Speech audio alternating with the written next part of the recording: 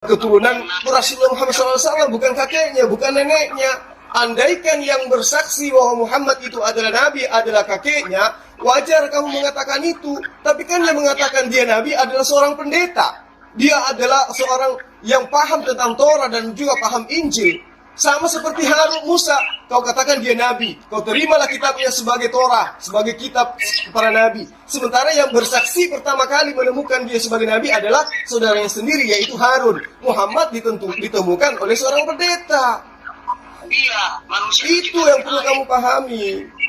Mengatakan bahwa manusia tercipta dari tanah, ini tidak sesuai dengan sains. Belum pelajari bintang misi Saturn yang mengatakan lagi apa? Ibrahim melakukan perjalanan suci menyembah matahari, bulan dan bintang. Batu bisa menembus dosa. Terus kencing onta menyehatkan. Dalam studi kasus kesehatan dari WHO, kencing onta itu banyak sekali mengandung penyakit tidak sehat. Bagaimana caranya kau bisa mempeduh? Nah, makanya ketika kau mengkaji hadis, kamu harus paham asbabul wurudnya. Apa penyebabnya Rasulullah memerintahkan minum kencing onta?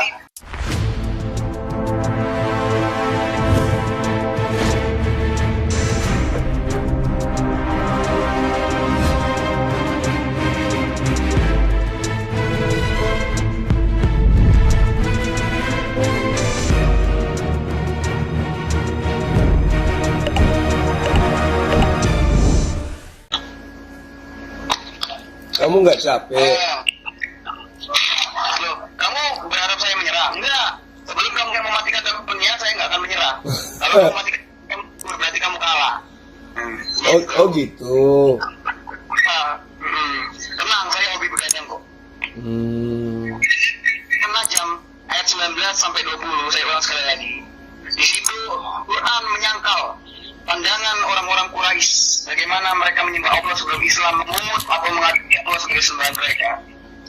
Dan keimanan orang pedang Quraisy, ya, meyakini bahwa Allah adalah dewa tertinggi mereka. Makanya mereka itu suka teriak Allahu Akbar, Allah dewa tertinggi, ya, yang mempunyai 3 anak perempuan yang cantik-cantik konon, yang bernama Manat, Azza dan Lata. Manat disimbolkan dalam batu Hajar Aswad yang berbintang sebagai dewi kesuburan. Dan apabila orang-orang pada zaman dulu sebelum Islam menginvasi, ya, dan mengkudeta Ka'bah, orang-orang melakukan tawaf dengan cara bertelanjang diri seperti Allah yang tidak pernah pakai baju, ya. Dia bertelanjang diri, mereka bertelanjang diri sambil tawaf menyembah Hajar Aswad untuk membangun kesuburan. Mereka party seks di sana sebagaimana surganya Islam yang doyan party seks. Menjijikan sekali. Jadi ini adalah suatu tamparan untuk Zul yang cocokologi ayat Alkitab mengatakan Yesus kawin. Nah, ini akan saya bahas nanti di YouTube. Sekarang diam, lagi sarapan. Udah sholat, habis puas maki-maki orang, sholat, minta ampun, bangga, bukan minta ampun, bangga. Ya Allah, hari ini hamba telah memerangi orang kafir dengan berkata-kata cacian dan makian. Ya Allah, hamba bangga, ya Allah. Berikan lipat ganda terhadap lidahnya. Kamu kenapa kesurupan? Loh, saya ngomong santai kok. Gak ada kesurupan. Saya ini ngomong santai. Itu kamu pikir santai. Aduh, ngapain saya bikin santai? Saya nggak perlu emosi untuk menghadapi orang kesurupan seperti kamu. Yang kesurupan siapa yang kesurupan? Yang kesurupan itu yang membahas Al-Quran tapi tidak ngerti Al-Quran. Nah, gitu itu loh. menurut kamu kesurupan? Ya, Iyalah.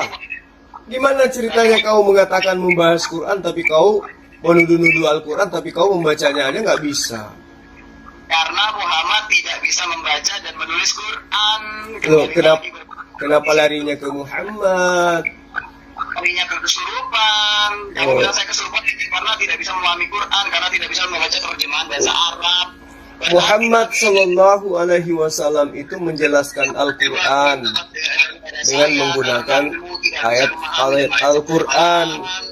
Nah sekarang, apakah Muhammad mengajarkan Al-Quran dengan terjemahan? Kan tidak. Kan lucu, mengajarkan tapi dia sendiri nggak bisa baca tulis, itu namanya penipu dong. Iya. Loh, buktinya Al-Quran itu tidak ada unsur penipuan di dalamnya, bahkan menjadi tuntunan hidup hampir seluruh manusia di muka bumi. Tidak ada peraguan di dalamnya. Iya, Lalu bintang misil setan. yang mana itu, di mana diterangkan itu? Oh, jadi nggak ada bintang misil setan dalam Quran? Oh, coba bacakan ayatnya, mungkin terjemahannya kali kamu baca. Or di dalam bahasa Arab, intinya dalam parameter kamu, Muhammad itu hina karena dia tidak bisa membaca Quran. Di mana ayatnya dikatakan Muhammad tidak bisa baca Quran? Di mana ayatnya yang mengatakan Muhammad bisa baca Quran? Heeh. Iya, di mana ayatnya yang mengatakan Muhammad bisa baca Quran? Kamu kan yang menuduh bahwa Muhammad Shallallahu Alaihi Wasallam itu tidak bisa membaca Quran. Di mana dalilnya yang kamu temukan itu berbunyi gitu? Pertama, itu bukan tuduhan. Tapi, Kedua, aku tidak dapat membaca. ya membaca Quran, maksudnya membaca Quran. Iya, memang dia tidak dapat membaca Quran. Iya, di mana dalilnya itu, di mana? Dalam hadis, apa? Menurut kamu hadis itu salah? Di mana? Apa bunyi hadisnya apa? Bahwa Muhammad tidak bisa membaca Quran. Loh, aku tidak bisa membaca. Baca kalau ini aku tidak bisa membaca. Loh, tadi kamu katakan membaca Quran. Tidak bisa membaca Quran. Al-Quran itu 30 juz. Jadi yang mengajarkan selama ini kepada sahabat siapa kalau bukan Muhammad? Oh, jadi Muhammad mengajarkan Quran tapi dia nggak bisa baca tulis Quran. Hina sekali dong berarti ya. Loh, kok bisa gitu? Loh, dia tidak bisa membaca Quran. Aku tidak bisa membaca. Aku tidak bisa membaca. Bacalah ini, aku tidak bisa membaca. Oh, itu kata-kata itu diucapkan ketika malaikat Jibril datang, Roh Kudus datang memerintahkan kepadanya untuk membaca. Dan dia tidak bisa membaca. Iya, karena waktu itu tidak ada bacaan yang mau disuruh baca. Tidak ada papan tulis, tidak ada tulisan yang harus dia baca. Oh, artinya loh, berarti Jibril bodoh banget dong ya. Tidak ada yang bacaan, tidak ada mediator untuk dibaca, tapi dia suruh baca. Lucu Loh, sekali ya. makanya kamu jangan jadi umat terjemahan. Berarti menurut kamu sosok arwah yang kalian fitnah sebagai Jibril itu adalah makhluk paling bodoh karena tidak ada mediator untuk dibaca, tapi menyuruh Muhammad membaca. Bukan begitu maksudnya. Ini sudah masuk menjelang pagi, sudah mulai ketabok satu kali plak. Ketabok apa itu? Kamu selalu bilang ketabok. Apa yang ketabok? Kamu ketabok apa maksudnya? Nah, sosok arwah itu yang kalian tuduh sebagai Jibril menyuruh Muhammad membaca, tapi tidak ada mediatornya untuk dibaca. Nah, makanya saya bilang samamu, kamu tahu itu Muhammad tidak bisa membaca itu lewat mana? Loh, jadi ada mediator atau tidak sebagai alat untuk membaca? Sebagai bahan bacaan? Nggak ada. Nah, berarti makhluk yang disebut sebagai Jibril itu adalah makhluk paling konyol. Kenapa bisa? Pak, Muhammad tidak bisa membaca. Kenapa bisa? Tetap Muhammad itu tidak memahami Quran. Oh, tidak. Itu pemahaman kamu yang adalah umat terjemahan. Maksudnya di situ, ketika diperintahkan membaca, bukan diperintahkan membaca sebuah tulisan atau sebuah huruf di papan tulis, tetapi dikatakan oleh malaikat Jibril disuruh membaca apa? Iqra, bacalah. Apa yang mau dibaca? Baca Iqra bismi rabbikal ladzi khalaq. Bacalah dengan menyebut nama Tuhanmu yang menciptakan. Terus dikatakan oleh Jibril, khalaqal insana min 'alaqa. Dia telah menciptakan manusia dari segumpal darah. Iqra wa rabbukal akram. Bacalah dan nama Tuhanmu yang maha mulia. Alladzi 'allama bil qalam, yang mengajarkan manusia dengan pena. 'Allamal insana ma lam ya'lam, dan seterusnya. Jadi Muhammad sallallahu alaihi wasallam itu diperintahkan untuk membaca agar Muhammad mengatakan Iqra bismi rabbikal ladzi khalaq. Nah, setelah diperintahkan barulah kemudian Muhammad itu disuruh membaca. Baca apa? Bacalah bahwa tidak ada Tuhan selain Allah yang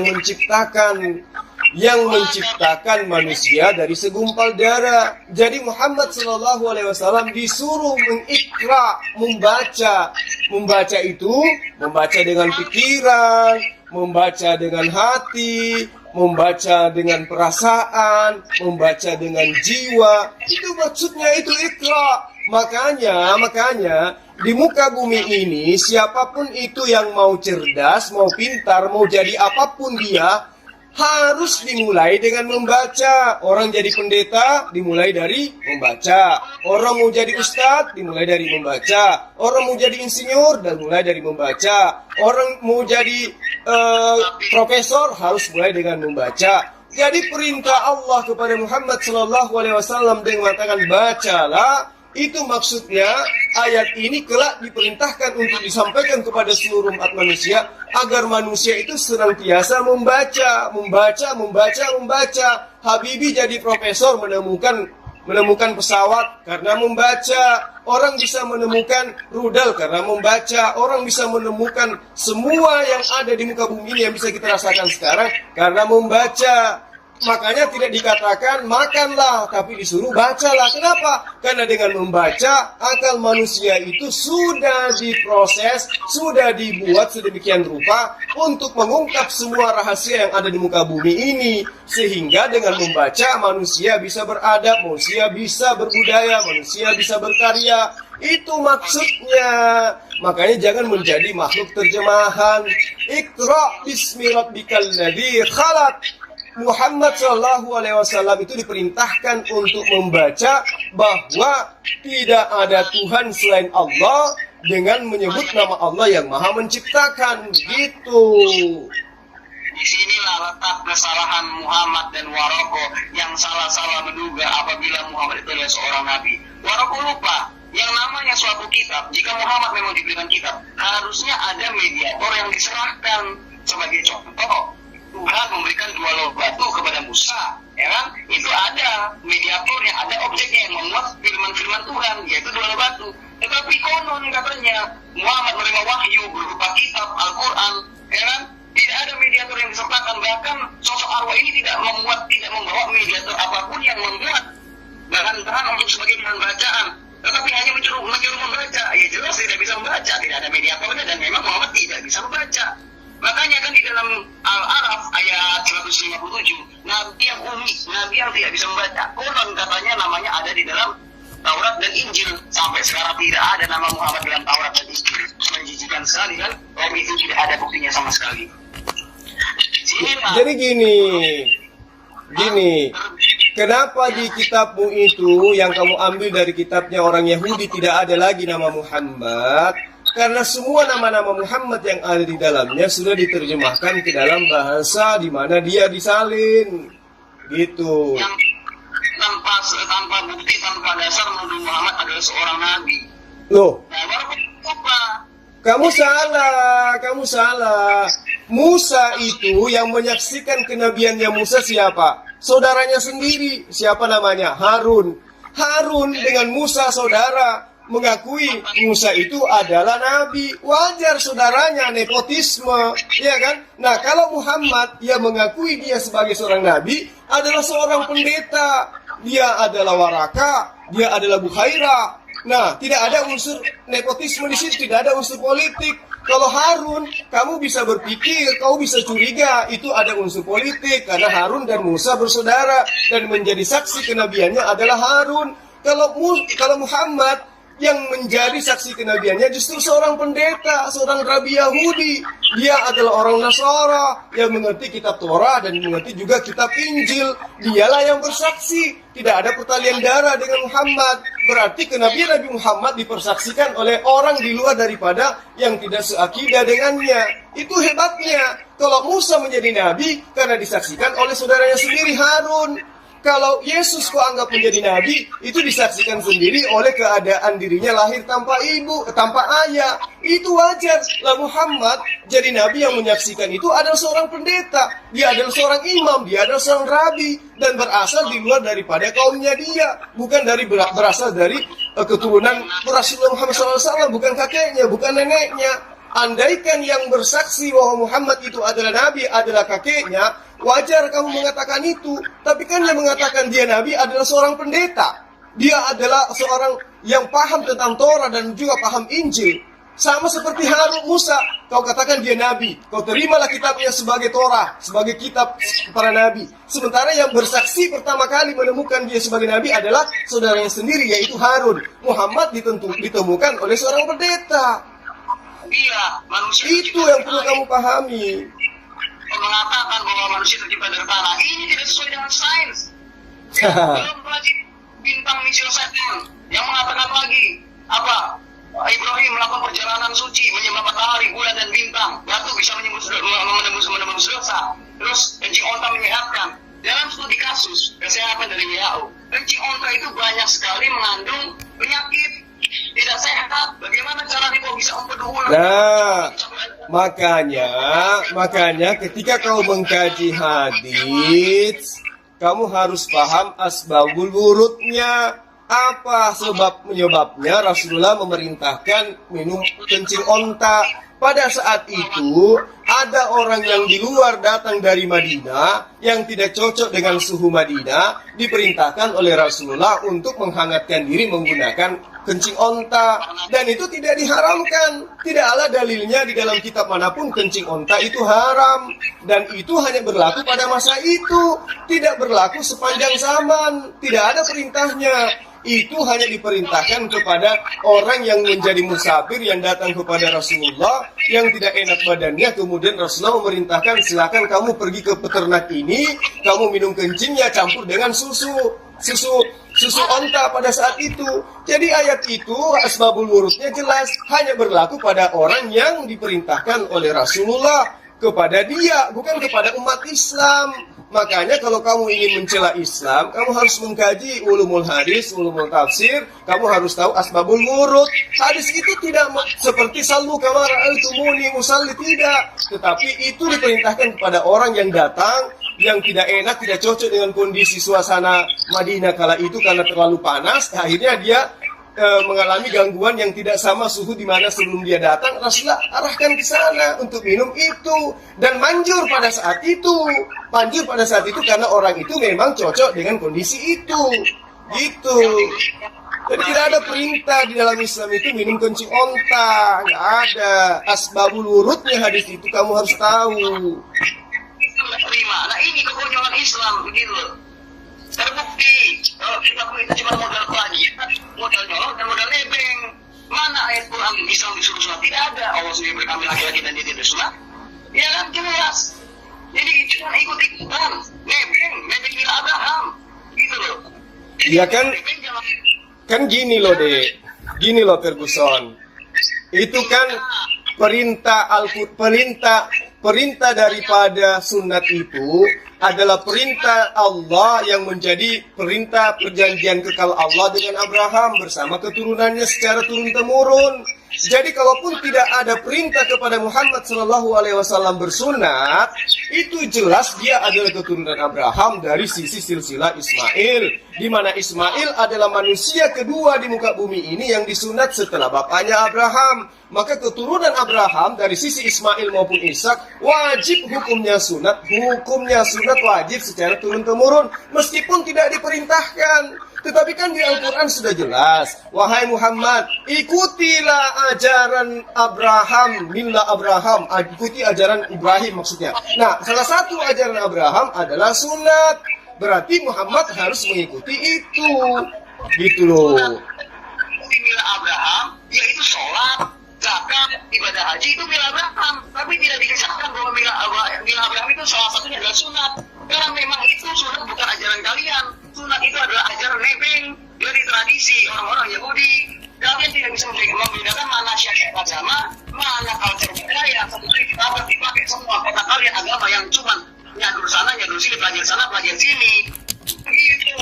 Enggak, kamu salah dengan mengatakan begitu. Ini kamu paham Quran, makanya biarkan saya mengajari kamu supaya kamu tidak buta Quran. Loh, gimana ceritanya? Itu adalah sunat kekal, itu adalah perintah Abraham, perintah perjanjian kekal Abraham kepada keturunannya secara turun-temurun. Ya. Haji, ada dikatakan Abraham itu sunat. Kenapa kalian sunat? Karena kalian cuma modal plagiat. Loh, tidak bisa. Baca kitab Kejadian 17. Baca kitab itu. Itu adalah perjanjian kekal Allah dengan Abraham secara turun-temurun. Berarti kalau secara turun-temurun, berarti semua keturunannya terus ke bawah harus bersunat, harus memegang perintah itu. Karena itu perintah kekal, maka menjadi sebuah kebiasaan. Karena semua anak laki-laki dari keturunan Abraham maupun yang tinggal di dalam rumah keturunan Abraham, tapi dia seorang laki-laki, wajib sunat. Makanya menjadi sebuah budaya karena sudah turun-temurun, gitu maksudnya.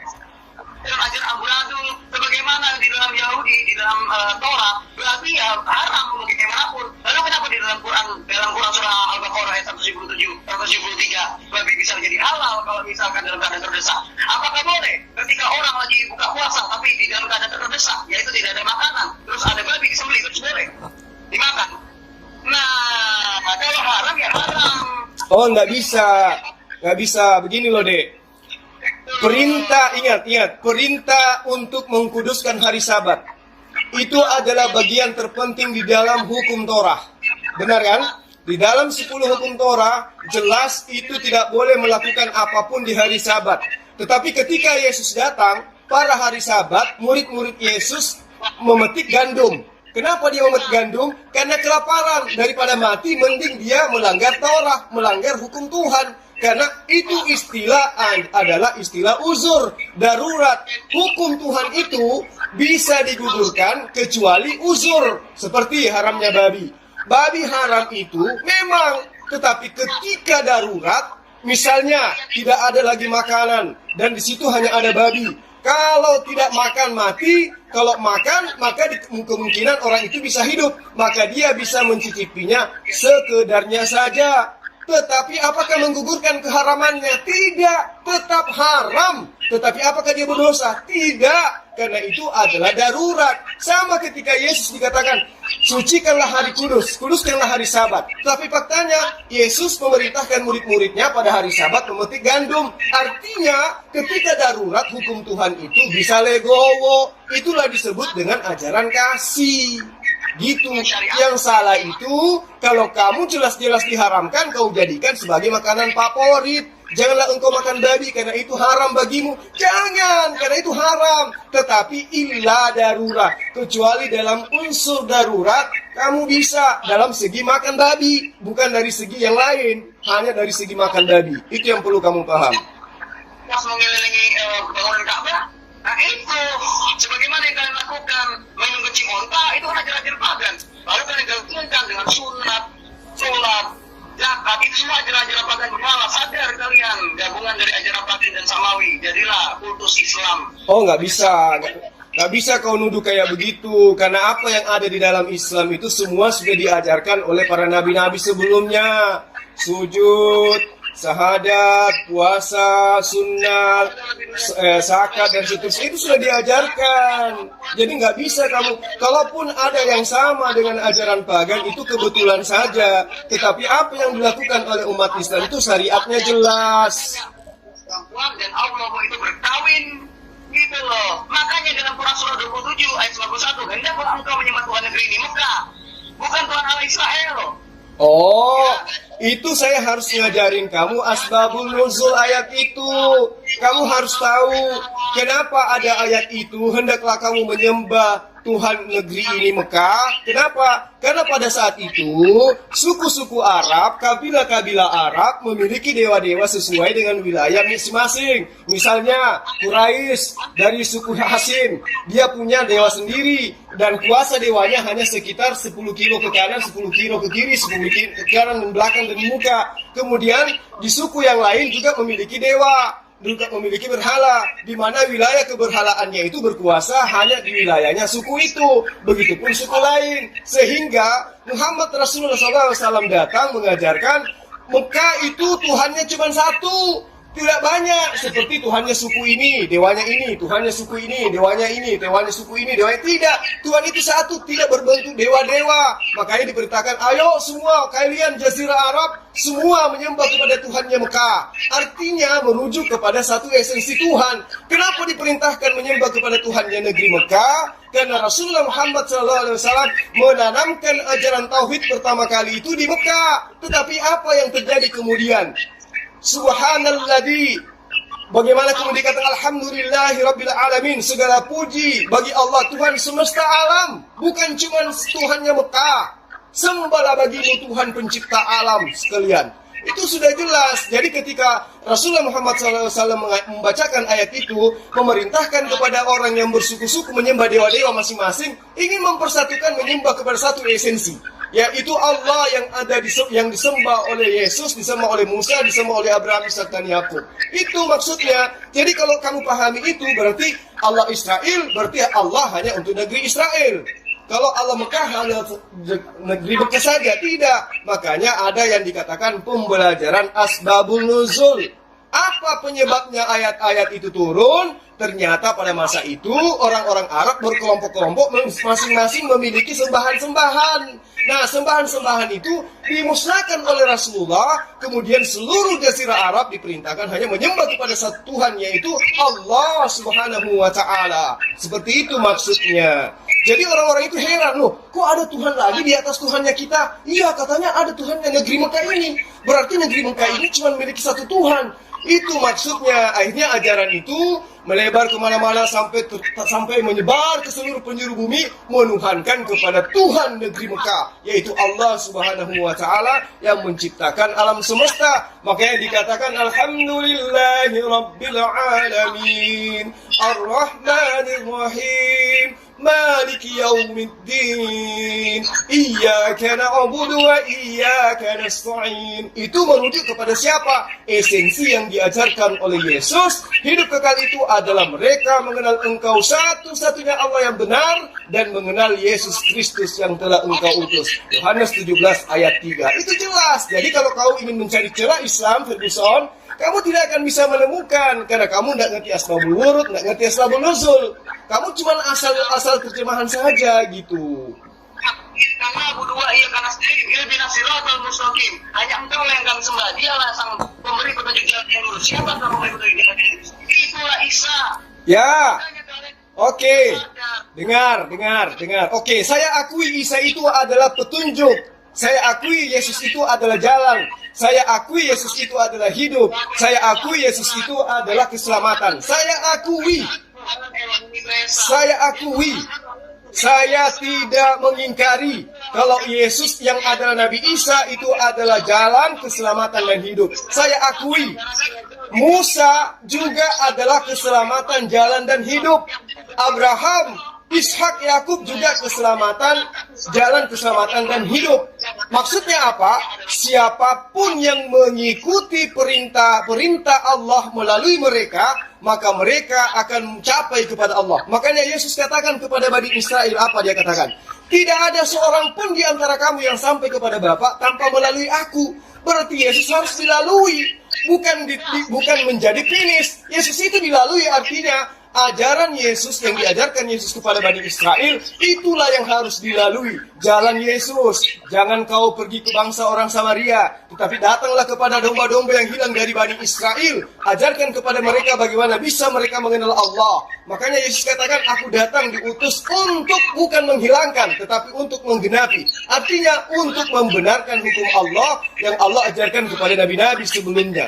Jadi Yesus itu jalan, dia bukan tujuan. Contoh, ini analogi sederhana. Jalan saya ke kantor dengan kantor saya itu berbeda. Jalan itu adalah tempat saya berjalan menuju tujuan saya. Tujuan saya adalah kantor. Sementara jalan itu adalah sistem atau rambu-rambu yang harus saya lalui sehingga saya sampai ke kantor. Kantor itu adalah Allah, jalan itu adalah Yesus. Yesus hanya jalan. Berarti kita menapak selangkah demi selangkah dari pengajaran Yesus, mengiringi kehidupan kita, umur kita, hingga kita mengikuti semua tuntunan Yesus sampai kepada Allah. Yesus mengatakan, percuma kau menyembah Allah kalau kau tidak mengakui aku sebagai utusan Allah. Maka Yesus mengatakan, kamu tidak akan sampai kepada Bapa tanpa melalui aku. Karena kenapa? Setelah Musa 1900 tahun kemudian, aku diutus sebagai penyelamat untuk Bani Israel. Menyelamat bagi Bani Israel, apa maksudnya? Mereka bisa masuk ke dalam kerajaan Allah apabila apa?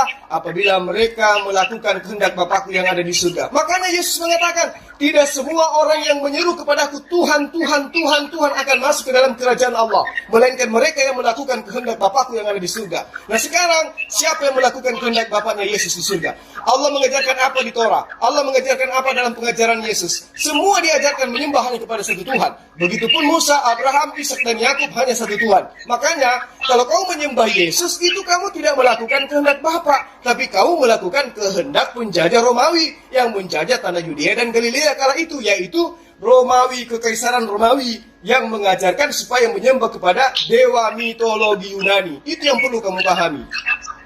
Dewa pagan, dewa Quraisy, dewa Mekah yang punya 3 anak perempuan dengan meminta pengampunan dari Hajar Aswad. Nah, Islam harus sadar bahwa agama mereka adalah agama pagan. Begitu, ya. Jadi berhentilah kalian sebagai umat Islam bertindak munafik dan juga merampok ayat-ayat di dalam Taurat untuk menyamakan Tuhan Mekah dengan Tuhan Allah Israel. Itu najis, sangat najis. Gak bisa Ferguson. Kenapa? Itu sudah perjanjian Allah kepada Abraham. Dengar. Kejadian 17, janji Allah kepada Abraham, aku akan menjadikan Ismail apa? Menjadikan Ismail sebagai bangsa yang besar. Menjadikan dari Ismail menjadi darinya keturunannya raja-raja besar. 12 raja-raja. Dan apa janji Allah kepada Ismail? Engkau Abraham, aku akan menjadi Allahmu, Allah anak-anakmu, Allah keturunanmu secara turun-temurun. Jadi kamu tidak bisa membatalkan perjanjian Allah kepada Abraham. Bahwa Allah yang datang kepada Abraham berjanji dan bersumpah kepada Abraham, aku akan menjadi Tuhanmu, Tuhan anak-anakmu, dan juga Tuhan keturunanmu secara turun-temurun. Jadi kamu tidak bisa membatalkan itu. Tuhan memang pada sebelum Islam datang, orang-orang Quraisy jahiliyah itu menyembah berhala, betul, menyembah berhala. Tetapi mereka sudah mengenal ada yang dikatakan Allah. Mereka sudah mengenal ada yang dikatakan Tuhan selain daripada yang mereka sembah. Yang mereka sembah itu hanya diberhalakan, tetapi mereka yakin ada esensi pencipta lain daripada benda-benda mati yang mereka tuhankan itu. Makanya bapaknya Muhammad SAW disebut sebagai Abdullah, artinya hamba Allah. Artinya kata-kata Allah, Ela, Alaha, Elohim, Eloha, itu sudah diperkenalkan oleh nabi-nabi sebelumnya. Namun mereka, karena hidup di zaman jahiliyah, mereka tidak diberi kitab, mereka tidak diberi nabi, sehingga mereka tidak menemukan esensi kebenaran daripada seharusnya mereka seperti Bani Israel. Sedangkan Bani Israel diberi nabi, diberi rasul secara beruntun.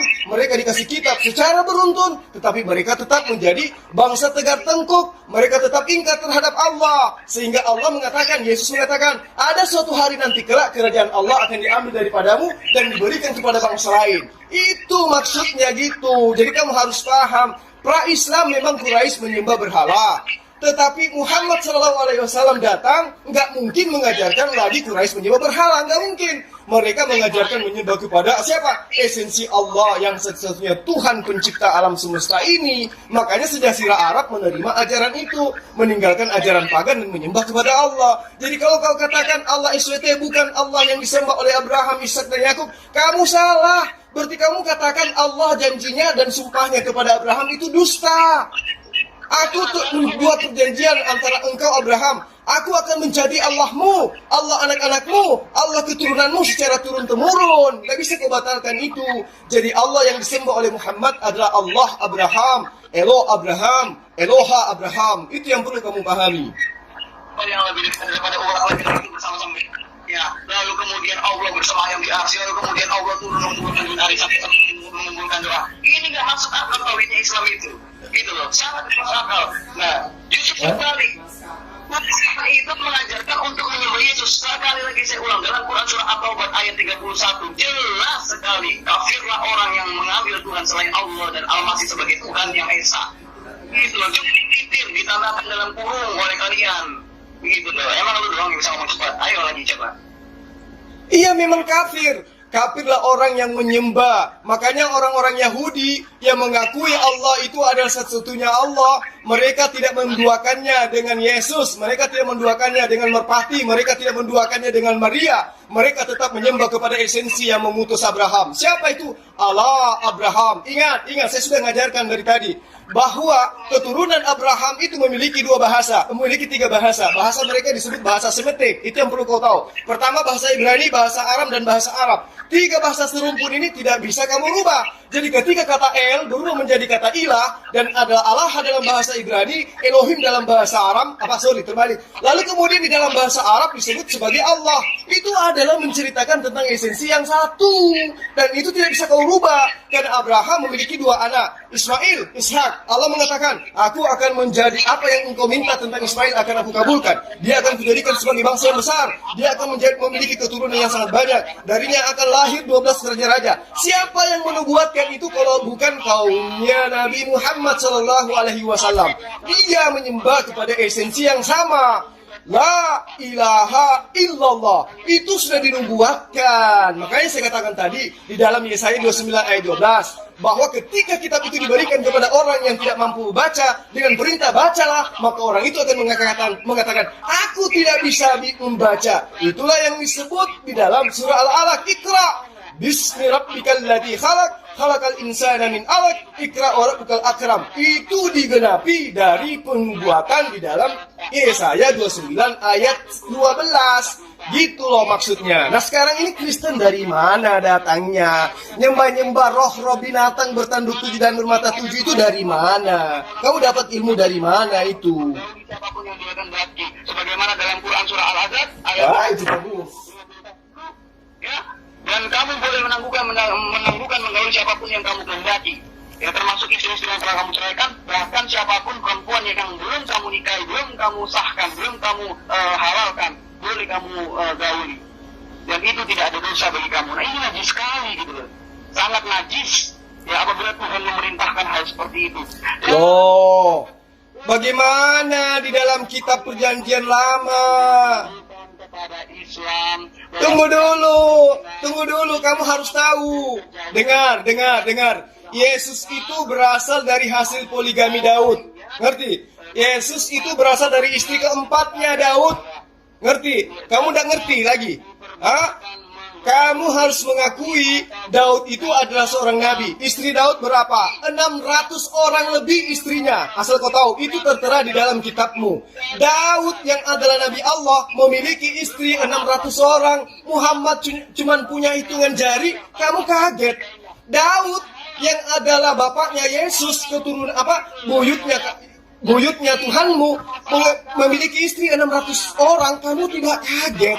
Bayangkan. Ada kisah di dalam kitabmu ya yang harus kamu baca di dalam kitab Kejadian. Bagaimana Daud kemudian melihat istrinya seseorang istri orang, kemudian istri orang itu diambilnya, dibunuhnya suaminya, lalu kemudian digauli di jalan. Kemudian Daud menggantinya dengan kambing, dengan domba. Betapa hinanya kakeknya Tuhanmu disebutkan di dalam kitabmu. Terus kemudian kau menghujat Rasulullah dengan ilmu yang tidak ada. Kamu tidak paham hadis, kamu tidak paham Al-Quran. Menghujat Rasulullah dengan berbagai macam hujatan yang kamu dapatkan dari misionaris Amerika, misionaris yang benci terhadap Islam.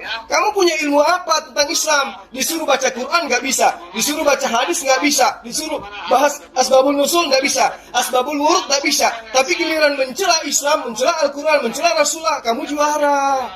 Kamu punya ilmu apa gitu loh, Ferguson? Kamu nggak ada ilmu. Dan anak. Nah, kemudian ketika anak itu diberikan kepada Nabi Zakaria, Nabi Zakaria kaget. Kok saya bisa punya anak sedangkan istri saya mandul? Konyol kan? Padahal dia berdoa untuk meminta diberikan anak. Setelah dikabulkan dia kaget. Kok bisa saya punya anak? Kan istri saya mandul. Nah, ini kekonyolan Quran, cerita-cerita bahlul. Loh. Dia tetapi tidak tahu arah. Bagaimana ceritanya tidak kaget? Dengarkan. Bagaimana tidak diceritakan kaget? Mereka sudah berpuluh-puluh tahun berkeluarga, berumah tangga. Zakaria bersama istrinya Elizabeth sudah berpuluh tahun berkeluarga. Elizabeth sudah mandul. Kamu dengar, istrinya Zakaria sudah mandul. Tidak mungkin seorang mandul bisa hamil. Tapi ketika Zakaria berdoa kepada Allah, seketika Elizabeth kepenuhan Roh Kudus, dia hamil. Bayangkan, dia hamil. Itu. Ini adalah cerita konyol yang sering terplagiat di dalam Quran. Ini di dalam kitabmu dikatakan dalam kitabmu. Zakaria sudah tua renta.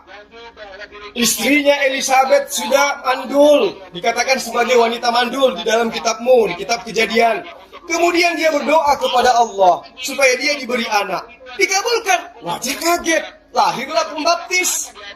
Lahirlah Yahya pembaptis. Anaknya Zakaria lah yang membaptis Tuhanmu. Itulah Yohanes Pembaptis. Gimana sih ceritanya? Dan satu sama lain, sebagai contoh, ada tafsir yang mengatakan bahwa seorang muda dari pengikut Isa tunduk taat mau diserupakan. Ada juga sedikit yang beranggapan bahwa Judas Iskariot. Ada versi terbaru Simon Kirene, dan sekarang yang lagi ngetren Yesus Barnabas. Ini tidak akan beres sampai kapanpun ya tafsir tentang. Oh, sudah finish. Kalau Islam itu sudah finish. Surah An-Nisa ayat 157 itu sudah finish bagi umat Islam. Apa itu? Isa alaihissalam tidak disalib. Titik. Lalu terus siapa yang disalib? Wallahu alam. Mau dia doyok, mau dia kasino, mau dia Indro, mau dia siapapun itu, silakan. Kita tidak mengurus itu. Yang kita urus adalah Nabiullah alaihissalam. Nabi Isa alaihissalam tidak disalib. Titik. Siapapun yang diserupakan dengan Yesus itu bukan urusan kami. Itu bukan urusan umat Islam. Umat Islam cuma disibukkan dengan akidahnya bahwa Nabi Isa alaihissalam ketika diutus kepada Bani Israel itu tidak dibunuh, tidak disalib. Udah selesai. Tidak berdasarkan data, tapi cuma dari asumsi dan juga fitnah. Dari segala jenis sejarah, tidak ada satupun sejarah yang mengatakan bahwa Yesus Barnabas atau Simon dari Kirene yang disalib menggantikan Yesus. Dan juga tidak ada Yudas Iskariot. Tapi Islam membuat tafsirnya sendiri dan berasumsi sendiri, keok sendiri, setiap tahun diperbarui sendiri. Ada kemarin Simon dari Kirene lagi ngetem, sekarang diperbarui lagi Yesus Barnabas yang katanya disalib. Nah ini artinya apa? Tidak ada kejelasan siapa yang salib. Kenapa? Karena Allahnya tidak memberitahu. Allahnya memang ya gitu aja gitu. Quran itu adalah kitab ambigu, kitab penyempurna yang paling tidak sempurna. Tapi kamu tidak mampu membacanya. Soal bagaimana dan apa alasan kenapa Allah menyimpan orang lain saja sampai ke kalang kabut Islam lari ke bahasa Arab lagi, sampai lari ke bahasa Arab lagi. Dan kamu tidak mampu membacanya karena Al-Quran itu kitab termaterai. Dalam parameter Islam, Muhammad itu bodoh karena tidak mampu membaca Quran, karena tidak bisa menulis Quran. Kalau misalkan ya, ada orang iseng ngasih tulisan jandaku ada 5 salah, balonku ada 5, terus dibilang Muhammad ini adalah surah Al-Baqarah ayat 1-2. Muhammad pasti akan percaya. Kenapa? Karena Muhammad tidak bisa baca tulis Quran. Oh, itu dalam pemahamanmu. Layaknya kitabmu, iya. Kalau di kitabmu, iya. Kalau Muhammad SAW dia itu adalah orang yang terpuji. Dia adalah orang yang terpercaya. Dan Al-Quran itu sudah menjelaskan apapun yang belum ditemukan oleh ilmuwan dan yang sudah ditemukan ilmuwan pada masa ini.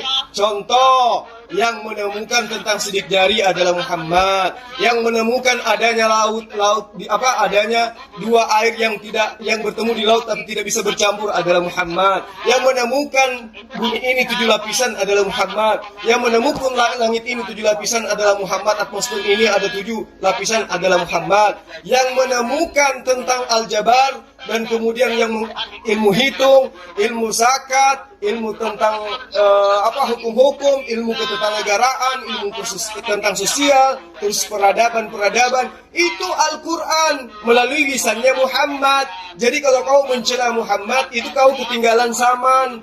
Orang-orang yang punya intelek tinggi di Eropa sana, yang menemukan pesawat, menemukan segala yang kita butuhkan sebagai manusia modern, semua sudah membenarkan Al-Quran. Kamu aja yang masih memegang teguh ajaran pagan ini, yang masih membangkang terhadap ajaran Rasulullah Muhammad SAW.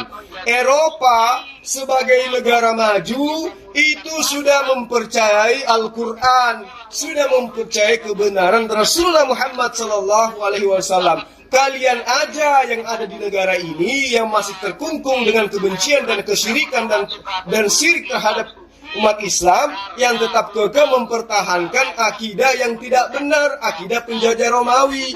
Kalau di Eropa orang-orang Eropa sudah berbondong-bondong meninggalkan agamanya, sudah banyak gereja yang ditutup menjadi masjid.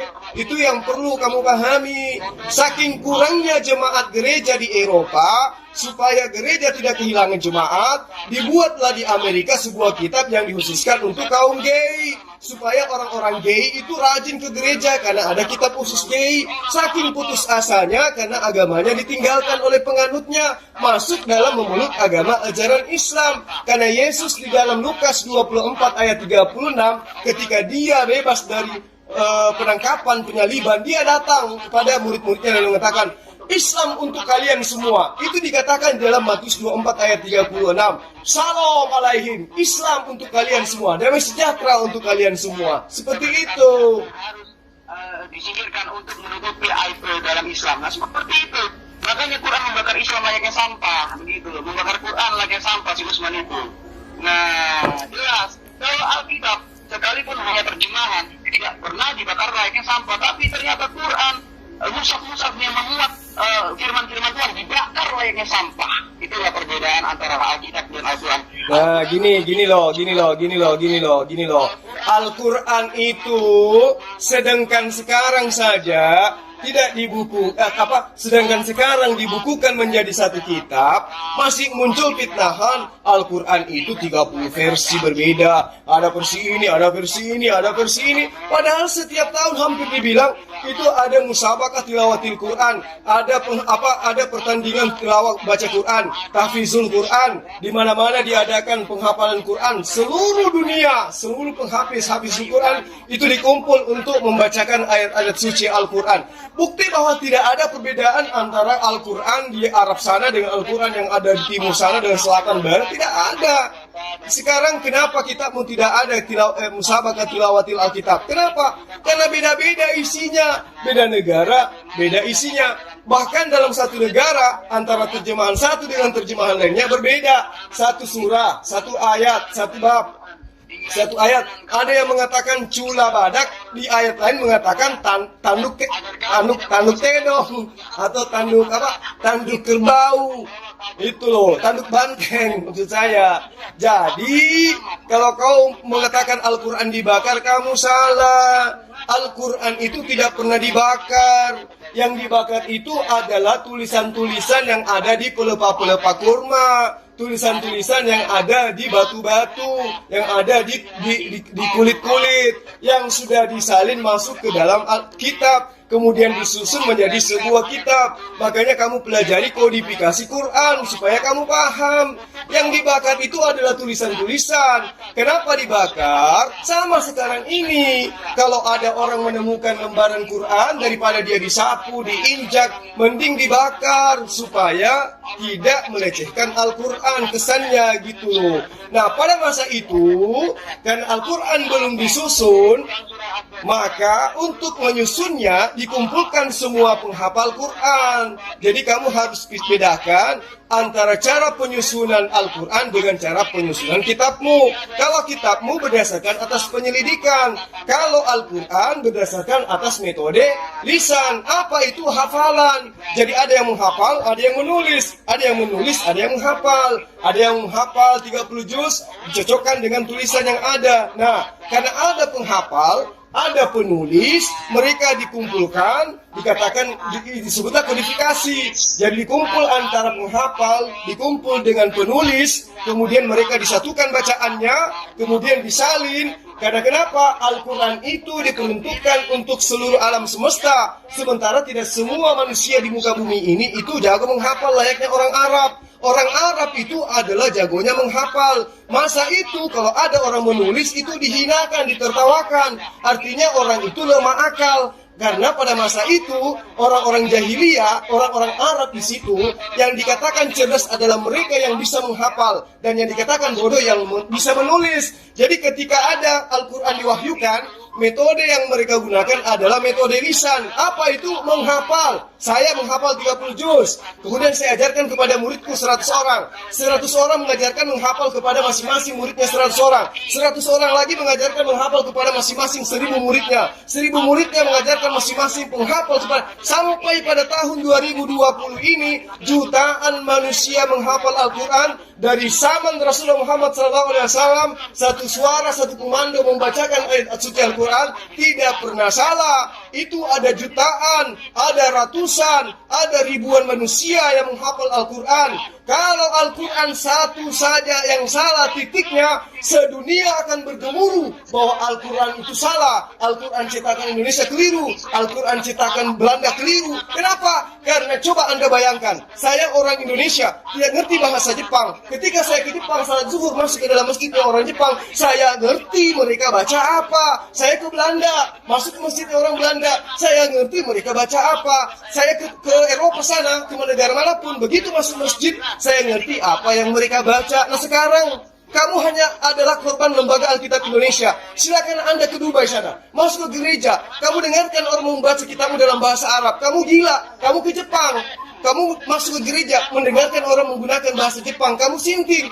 Terus kamu lagi ke mana? Ke Meksiko, kamu masuk dalam gereja, kamu dengarkan orang baca kitabmu. Kamu gila, kamu gak bisa ngerti. Itulah buktinya, Islam itu rahmatan lil alamin. Islam itu diperuntukkan untuk seluruh alam semesta alam ini.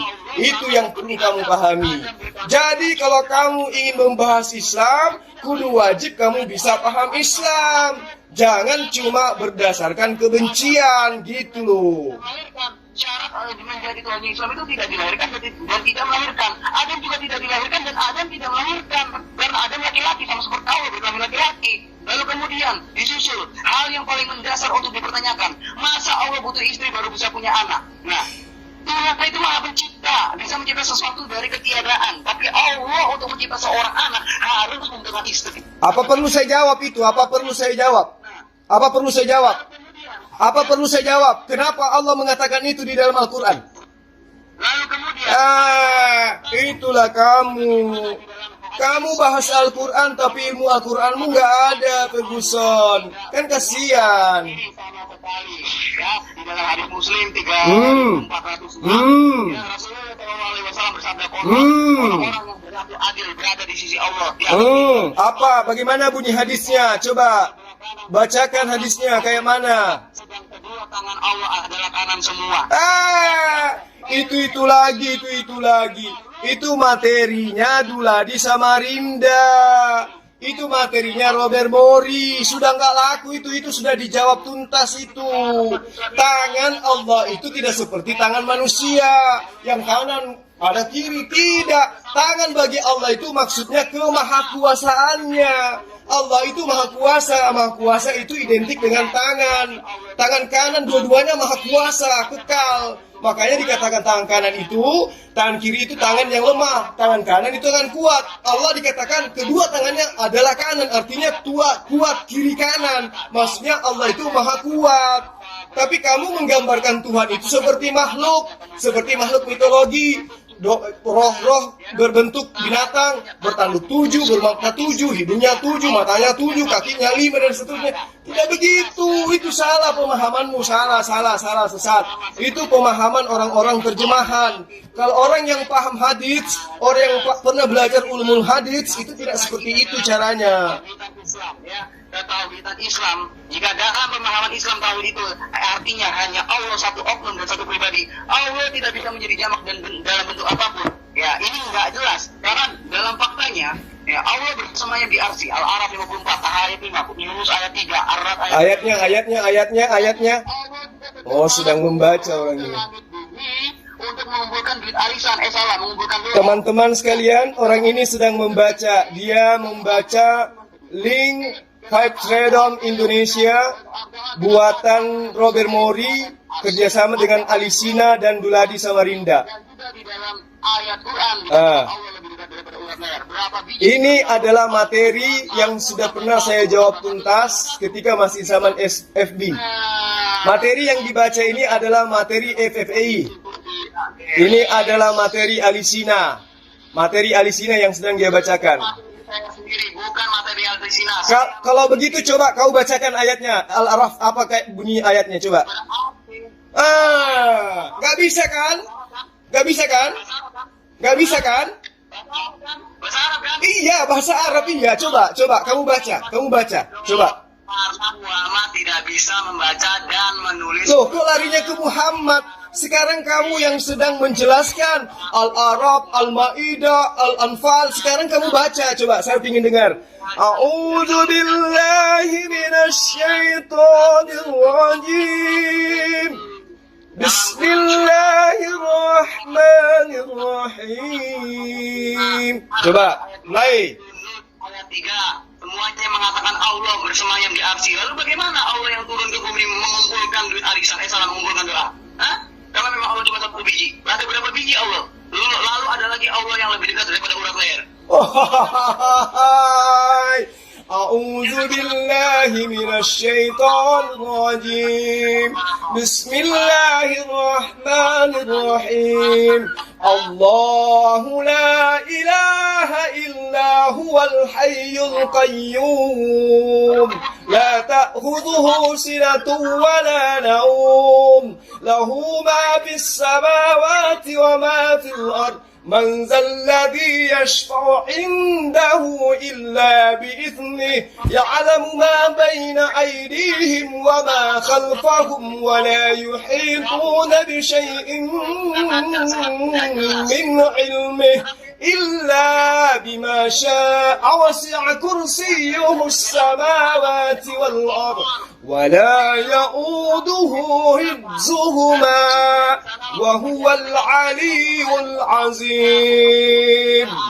Itu artinya untuk umat-umat terjemahan, Allah tidak ada Tuhan yang berhak disembah melainkan Dia. Dia yang maha hidup kekal, lagi terus-menerus mengurus makhluknya tanpa mengantuk dan tanpa tidur, tidak pernah istirahat. Kepunyaannya apa yang ada di langit, apa yang ada di bumi. Tiada yang dapat memberi syafaat di sisi Allah tanpa izinnya. Allah mengetahui apa-apa yang ada di hadapan mereka dan di belakang mereka. Dan mereka tidak mengetahui apa-apa dari ilmu Allah, melainkan apa yang kehendakinya. Tahta Allah meliputi langit dan bumi, dan Allah tidak merasa berat memelihara keduanya, dan Allah maha tinggi lagi maha besar. Wala ya'uduhu hifzuhuma wa huwa al-aliyyul azim. Lalu dikatakan di dalam Al-Quran, illa bima sya'a wasi'a kursiyyuhu samawati wal ardh. Dikatakan kecuali dengan kekuasaannya, tahta Allah, kursi Allah, arasy Allah meliputi langit dan bumi, dan dia tidak pernah merasa berat memelihara keduanya, gitu loh. Jadi umat terjemahan ini sedang mempertontonkan kebodohannya. Dia nelpon saya, dia ingin pamer, dia ingin celoteh kesana kemari tanpa ilmu. Dia hantam Al-Anfal, Yasin, Al-Anbiya, Al-Anfal ayat sekian, Al-Baqarah ayat sekian, tapi dia disuruh baca nggak mampu, gitu loh. Inilah gambaran penyesat yang nyata yang hadir di tengah-tengah kita, yang ingin melumpuhkan umat Islam, tapi sayangnya dia menggunakan senjata pelurunya peluru lombok biji. Mana bisa? Dia datang ingin menghancurkan umat ajaran Islam dari akidahnya dengan modal apa? Dengan lombok dan juga kecap. Mana bisa? Coba dengar. Ada nggak ilmu yang dia sampaikan orang ini? Coba dengar. Ini namanya Ferguson. Coba dengar. Dari tadi ngomong terus. Ya, coba lihat. Dia ngomong terus. Jaya tanding dia ngomong terus. Coba lihat. Coba lihat. Coba lihat bagaimana dia akhirnya sadar kelingkungan sama saya. Allahu la ilaha illa huwal hayyul qayyum. Ulangan 18 ayat 20. Jelas seorang nabi kalau terlalu berani mengucap demi nama Tuhan lain dan mengucap sesuatu kata yang tidak berasal dari Tuhan, itu nabi akan dibunuh oleh Oke, sekarang Lukas itu menerima firman dari mana? Lukas menerima firman dari mana? Lukas menerima firman dari mana? Markus menerima firman dari mana? Paulus menerima firman dari mana? Terlalu berani mereka mengajarkan sesuatu yang berasal dari diri mereka dan mereka katakan itu adalah firman Allah. Padahal itu adalah karangan mereka, hasil kumpulan-kumpulan pengajaran yang mereka dengarkan dari berita-berita yang ada di sekeliling mereka. Lalu mereka katakan itu adalah firman Allah. Apa yang terjadi kepada mereka kemudian? Semuanya mati dalam keadaan teraniaya, tersiksa, terpenggal. Ada juga yang direbus sampai mati. Apa yang dikatakan dalam Ulangan 18 ayat 20 digenapi Paulus, digenapi Lukas, digenapi Hanos, digenapi Matius, ya kan? Semua yang ada menulis kitabnya orang Kristen tidak ada matinya yang normal. Ada yang dipenggal, ada yang diseret sampai mati, ada yang dibakar hidup-hidup, ada yang direbus sampai mati. Itulah penulis kitab-kitabnya Kristen. Itu yang perlu diketahui. Lalu kemudian Rasulullah Muhammad SAW katanya itu membuktikan bahwa yang diajarkan dia adalah nabi palsu. Diracun hari ini, matinya tahun keempat kemudian. Mana ada orang diracun kayak gitu? Yang namanya diracun, minum hari ini 5 menit paling lama sudah innalillah. Ini minum hari ini. Loh, kemudian 4 tahun kemudian baru meninggal. Dikatakan mati diracun. Kan lucu. Ditembak hari ini, kemudian masuk rumah sakit, sembuh selama 4 tahun kemudian orang itu meninggal. Dikatakan bahwa dia meninggal gara-gara ditembak. Padahal ditembaknya hari ini, 4 tahun kemudian baru meninggal. Dikatakan dia mati ditembak. Padahal Rasulullah itu ingin dicobai oleh Zainab, istri daripada salah satu pejuang daripada orang Yahudi. Kalau benar Muhammad SAW ini adalah seorang nabi, maka Allah akan melindunginya dari kematian. Diracunlah dia. Apa yang terjadi? Rasulullah Muhammad SAW memakan daging itu. Ajaibnya, daging tulang yang sudah direbus bicara kepada Rasulullah, hentikan, stop, jangan kau makan. Aku sudah diracuni oleh wanita Yahudi itu. Berhenti selesai. Rasulullah tidak menjadi makannya. Dan apa yang terjadi kemudian? Wanita itu ditangkap, dihadapkan kepada Rasulullah, ditanyai, apa sebabnya kamu meracuni makananmu? Dia katakan, aku ingin membuktikan apa benar kamu adalah seorang nabi. Dan ternyata saya bersaksi kau adalah seorang nabi. Sahabatmu memakannya, kamu pun memakannya, tetapi sahabatmu meninggal. Kamu tidak meninggal, membuktikan kau itu adalah seorang nabi. Sekarang saya ingin bersyahadat. Maka Zainab pada saat itu bersyahadat, masuk Islam. Jadi adapun cerita bahwa Rasulullah itu mati diracun, itu materi-materi yang disusun oleh orientalis barat untuk menghujat Rasulullah, untuk menghujat Nabiullah. Padahal Rasulullah ketika setelah pulang dari perang Khabar, itu dia masih melakukan tawaf, melakukan haji, melakukan bersama-sama dengan umat Islam, melakukan Madinah Mekah itu bolak-balik. Dia juga mengikuti beberapa perang lagi. Artinya bahwa ketika mereka menuduh Muhammad SAW mati diracun, itu adalah kekonyolan dari mereka saling membodohi satu sama yang lain. Jelas bahwa Allah membunuh siapapun yang dikehendakinya. Allah membunuh orang-orang kafir lewat tangan orang-orang Islam. Itu menandakan bahwa Islam itu adalah agama yang bukan berasal. Oh, bagaimana dengan Allah? Allah Subhanahu wa taala sebelum berfirman kepada Rasulullah Muhammad SAW, terlebih dahulu sudah berfirman kepada Musa. Musa diperintahkan membunuh orang Amalek. Jangan kau biarkan bernapas apapun yang ada pada orang-orang Amalek. Mau binatang, mau lembu, mau anak kecil, mau orang tua, mau laki-laki, mau perempuan. Bunuh semua yang bernapas. Itu perintah Allah kepada Musa terhadap orang Amalek. Musa itu adalah panglima perang. Musa diperintahkan membunuh. Musa diperintahkan mengambil harta rampasan perang. Musa diperintahkan untuk menyerahkan upeti. Bahkan Musa diperintahkan oleh Allah untuk memberikan upeti kepada Allah berupa perempuan yang masih perawan sebanyak 32 orang. Itu ada di dalam kitabnya Nabi Musa yang kemudian diterjemahkan ke dalam kitabnya orang Kristen. Jadi Nabi Musa, ayat-ayat pembunuhan di dalam Alkitab itu sangat banyak. Orang yang menyembah selain Allah wajib dibunuh. Orang yang berzina wajib dibunuh. Orang yang menyembah selain kepada Allah harus dibunuh. Itu jelas di dalam kitabnya orang Kristen yang diimani sebagai perjanjian lama. Jadi kalau misalnya dia menuduh kemudian Allah itu membunuh, maka dia harus menyembunyikan ayat-ayat pembunuhan yang ada di dalam kitabnya. Kenapa? Karena kitabnya mengajarkan pembunuhan yang sangat sadis. Itu adalah ajaran yang diajarkan oleh Allah kepada Nabi Musa untuk menegakkan kalimat La ilaha illallah. Nah, kemudian ketika Nabi Musa itu adalah panglima perang, maka Allah kemudian mengatakan, Allah kemudian menjelaskan, aku akan membangkitkan seorang Nabi yang sama seperti kau Musa, gagah perkasa, dan akan menaklukkan musuh-musuhnya. Di dalam Kisah Para Rasul 3 ayat 22 sampai ayat 23 jelas dikatakan, bukankah di dalam kitab Taurat Musa dikatakan, Allah akan membangkitkan seorang Nabi sama seperti Musa. Siapapun yang tidak mendengarkan perkataan Nabi itu akan dibasmi dari kita. Itu jelas adalah nubuat untuk Rasulullah Muhammad SAW, Nabi yang sama seperti Musa, di mana mereka diperintahkan untuk tegas menjadikan kalimat Allah di muka bumi untuk diajarkan secara terang benderang, bukan secara sembunyi-sembunyi dengan Indomie. Pembohong dan pendusta itu adalah terkutuk. Ayat ini sekaligus tamparan ya untuk orang Islam yang mengatakan Yesus itu terkutuk. Dalam Quran surah Ad-Dariyat ayat 10 bahwa pendusta itu terkutuk. Nah, coba lihat. Dia ini sedang membaca link milik Alisina yang sudah ditranslate ke dalam bahasa Indonesia. Tuh, coba lihat.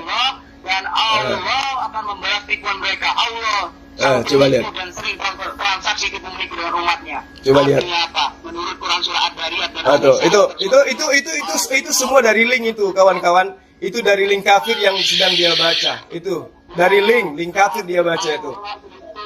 Itu dari link kafir. Saya diskusi kawan-kawan, itu dari jam tengah malam tadi.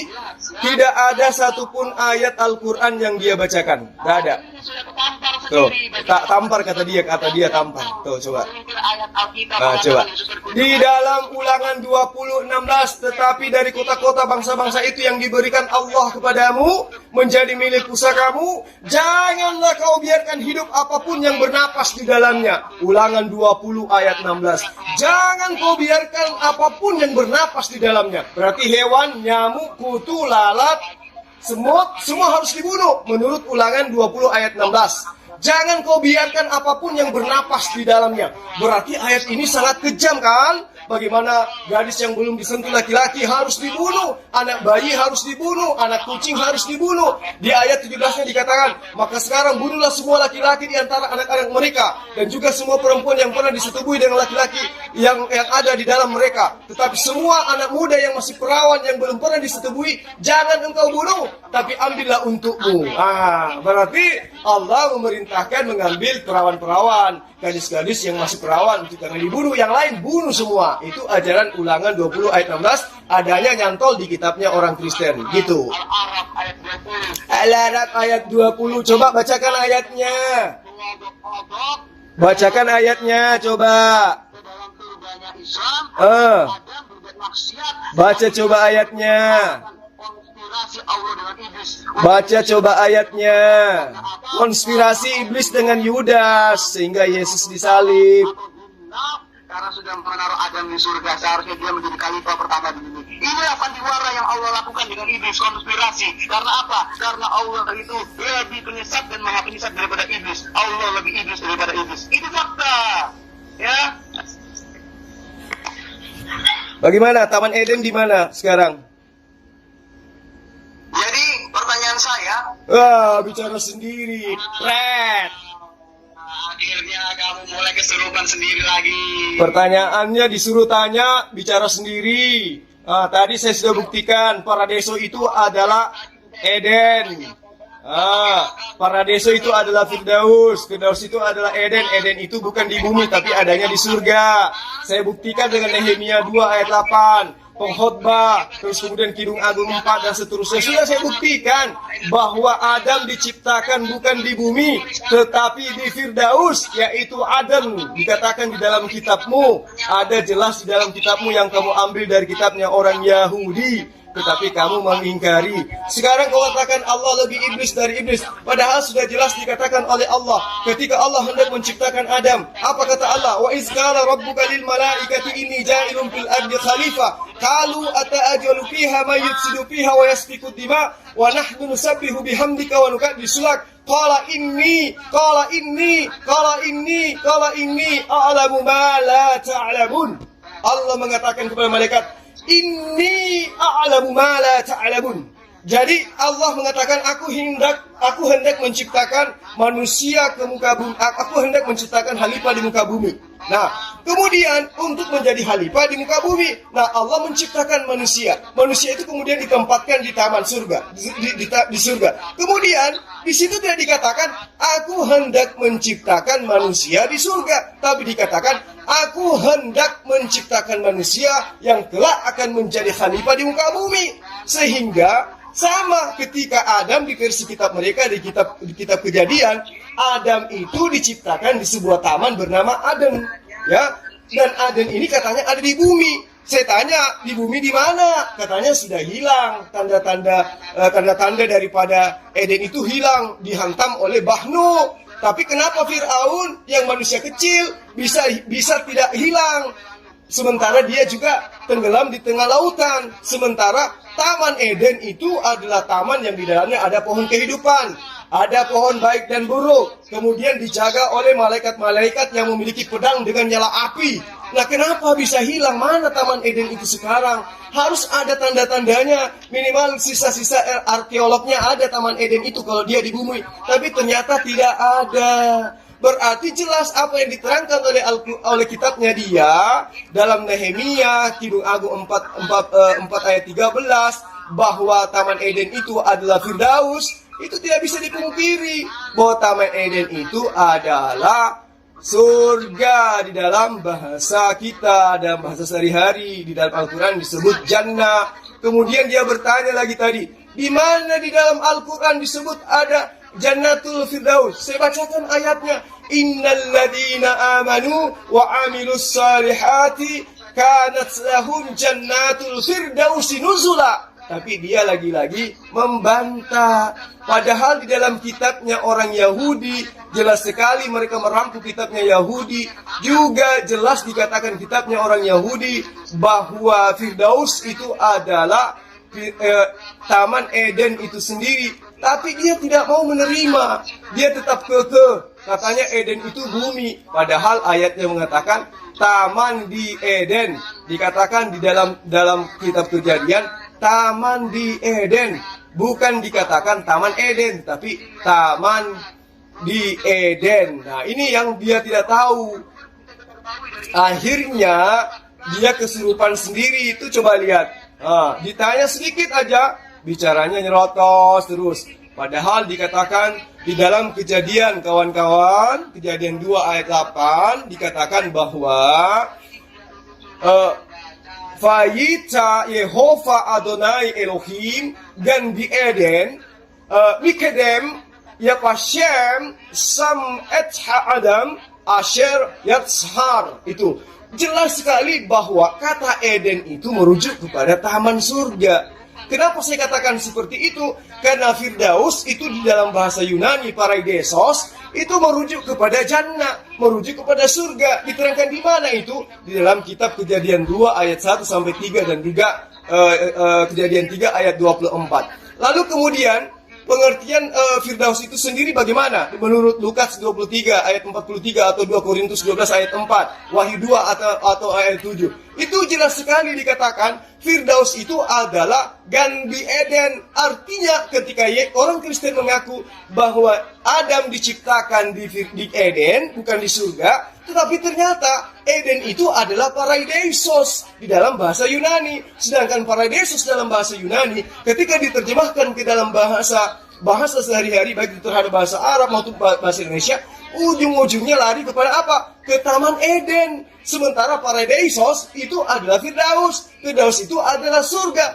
Berarti Adam diciptakan di surga menurut kitab Wahyu, menurut kitab Korintus, menurut kitab Lukas. Tetapi dia ingkari. Dia menolak Al-Quran surah Al-Baqarah bahwa Adam diciptakan di dalam surga. Sementara kitab yang mereka ambil, Kejadian 2 ayat 8, jelas dikatakan yang sudah saya bacakan tadi. Ya pita Yehova Adonai Elohim, gan di Eden mikedem ya pasem. Terus dikatakan, Sam ayate ahadam asher yatsra.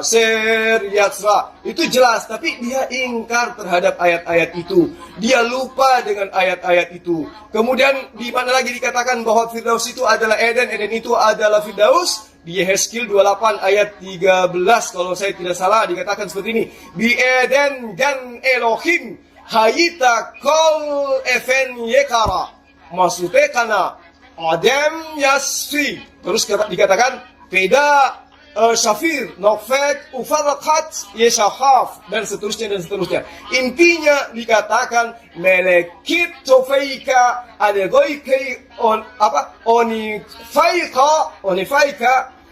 Onigafeika Bak Beyom Hibara Waka Hunanu. Itu merujuk kepada siapa? Paraideso, Peya halom, Paraideso. Tapi dia tidak ngerti, dia tidak paham. Kemudian yang saya bacakan Yesaya 51 ayat 3 kepada dia.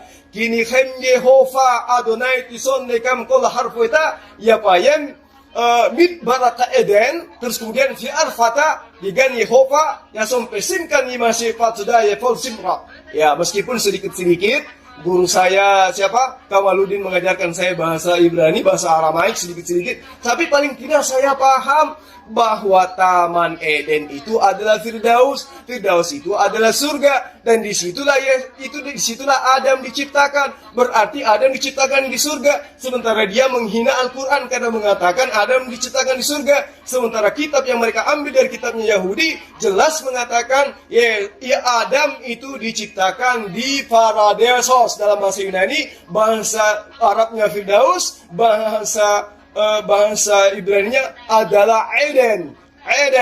Ve'egres el-asab somer hafardes aser la melek aser iten li etsim lekarot et sa'areyha bira aser lebayit ulekomet ha'ir lebayit aser afu eley fayiten lima halekek yafitan liha mereka kayat Elohai hatofah alai. Maksudnya di situ ada kata Fardes. Fardes artinya adalah Eden. Eden artinya adalah Firdaus. Firdaus artinya surga. Berarti kesimpulannya Al-Quran sudah benar menceritakan kalau Nabi Adam itu diciptakan di surga, tapi dia tidak paham. Seperti itu, sahabat-sahabat. Mereka memainkan alat musik sama seperti Nisa Gambus, Nisa Sabian yang nyanyi Yakap. Itu siap-siap kamu dan kelompoknya geng Nisa Sabian akan dikutuk menjadi kera dan babi. Makanya nggak usah ngomong babi di depan gua. Babi itu halal kalau dalam keadaan terpaksa, sebagaimana dalam Quran surah Al-Baqarah ayat 173. Orang yang terpaksa makan babi sementara dia tidak menginginkannya dan juga tidak melampaui batas, itu tidak diharamkan dan tidak ada dosa baginya. Begitu calon terkutuk menjadi babi. 10 hukum Torah itu diajarkan oleh Musa. Di antaranya kuduskan hari Sabat. Berarti orang pada saat itu di hari Sabat tidak boleh melakukan apapun di luar daripada rumah atau rumah ibadat. Tidak bisa. Tetapi Yesus memperlihatkan di dalam kitab Lukas bersama dengan murid-muridnya pada hari Sabat memetik gandum. Artinya pengecualian itu berjalan. Ketika syariat Allah itu dilanggar, lalu kemudian konsekuensinya itu dosa ataupun haram, maka hal itu bisa disebabkan karena adanya pengecualian atau ada uzur. Ada uzur yang menyebabkan hukum itu bisa dilanggar, tapi dalam arti kata tidak menggugurkan keharamannya, tetapi menggugurkan dosanya. Kenapa? Karena dia dalam keadaan darurat, illa darurah, kecuali dalam keadaan darurat. Jadi babi haram babi itu, tidak pernah jadi halal. Kalau kita makan sedikit, tetap dia haram. Makan banyak, tetap dia haram. Makan sedikit, tetap dia haram. Tapi ketika darurat kita makan, itu tidak dihitung dosa. Ada pengecualian. Sama yang dicontohkan oleh Yesus dalam Lukas dan Matius. Kuduskanlah hari Sabat. Ya toh? Kuduskanlah hari Sabat. Nah, ketika dikuduskan hari Sabat, Yesus dan murid-muridnya malah memetik gandum. Artinya, hukum Sabat itu bisa ditinggalkan ketika darurat. Kan murid-muridnya lagi kelaparan. Daripada mati, mending mereka memetik gandum. Dan satu lagi. Gandum yang dipetik itu bukan miliknya, tapi miliknya petani yang ada pada saat itu. Tapi dilanggar, coba. Ya, jadi hukum Musa bisa dirubah sedikit oleh Nabi Isa. Hukum Isa dirubah juga oleh Muhammad SAW. Sesuai dengan perintah Allah, diturunkan sebuah wahyu yang kemudian wahyu itu berkesesuaian dengan pola kehidupan manusia pada zamannya. Itu yang perlu dipahami dengan baik. Nah, roh itulah yang menjadi manusia secara sempurna. Begitu, baca kitabmu Maryam ayat 17. Jangan buta, jangan asumsi, jangan tafsir liar. Kamu menyanyikan tafsir Al-Maidah kayak tafsir bener aja, dasar sesat. Itu, ya.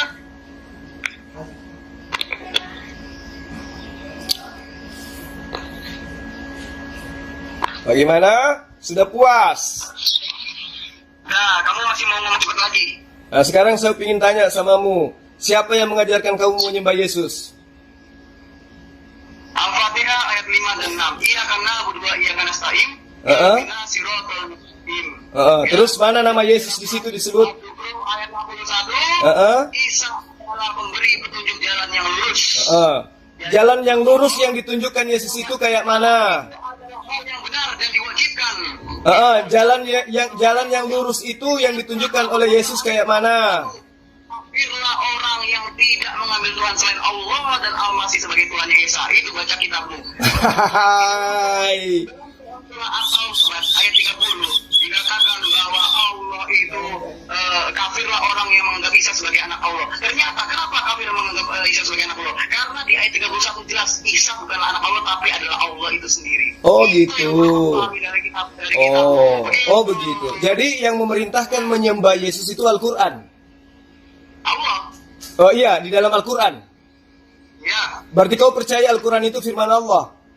Kamu percaya apa enggak? Saya percaya dong. Kamu gimana? Kamu enggak menyembah Yesus? Loh, saya tidak menyembah Yesus karena Yesus manusia. Mana perintahnya? Mana perintahnya nyembah Yesus dalam Al-Quran? Mana? Bacakan ayatnya. Sudah saya kasih ayatnya. Mana kau kasih ayat? Kamu cuma membaca apa? Iyyaka na'budu wa iyyaka nasta'in. Ihdinas siratal mustaqim. Tunjukkanlah jalan yang lurus. Jalan yang lurus mana itu? Selain Allah dan Al-Masih sebagai Jalan lurus menurut Yesus yang mana? Nyembah Yesus atau nyembah Allah? roh kami, zat Allah yang ada. Nyembah Yesus atau nyembah Allah itu jalan yang lurus menurut Yesus. Pertanyaan paling logis, kalau memang roh kami menjadi manusia yang sempurna, kapan dia kembali kepada hakikatnya roh? Setelah dia menjadi manusia yang sempurna, kapan dia kembali ke hakikatnya yang adalah roh? Pada saat itu dia datang, roh sempurnanya berupa laki-laki, mengatakan kepada Maryam, Maryam kamu akan menghamilkan seorang laki-laki bernama Isa putra Maryam. Tidak dikatakan Isa putra Allah, tetapi dikatakan Isa putra Maryam. Nah, seketika itu Maryam mengatakan, bagaimana mungkin aku hamil sementara aku tidak pernah disentuh oleh laki-laki. Setelah prosesi firman Allah itu disampaikan oleh Roh Kudus atau Jibril kepada Maryam, maka Roh Kudus kembali kepada hakikatnya menjadi malaikat Jibril sebagai penyampai wahyu. Nah, sekarang pertanyaan saya samamu, jalan lurus itu menyembah Yesus atau menyembah Allah? Nah, sekarang saya tanya samamu, jalan lurus itu menyembah Yesus atau menyembah Allah? Kafirlah orang yang mengatakan Isa itu anak Allah. Karena apa? Aduh, umat terjemahan tidak begitu ayatnya, tidak begitu ayatnya. Kafirlah orang yang mengatakan Allah itu adalah salah satu dari tiga.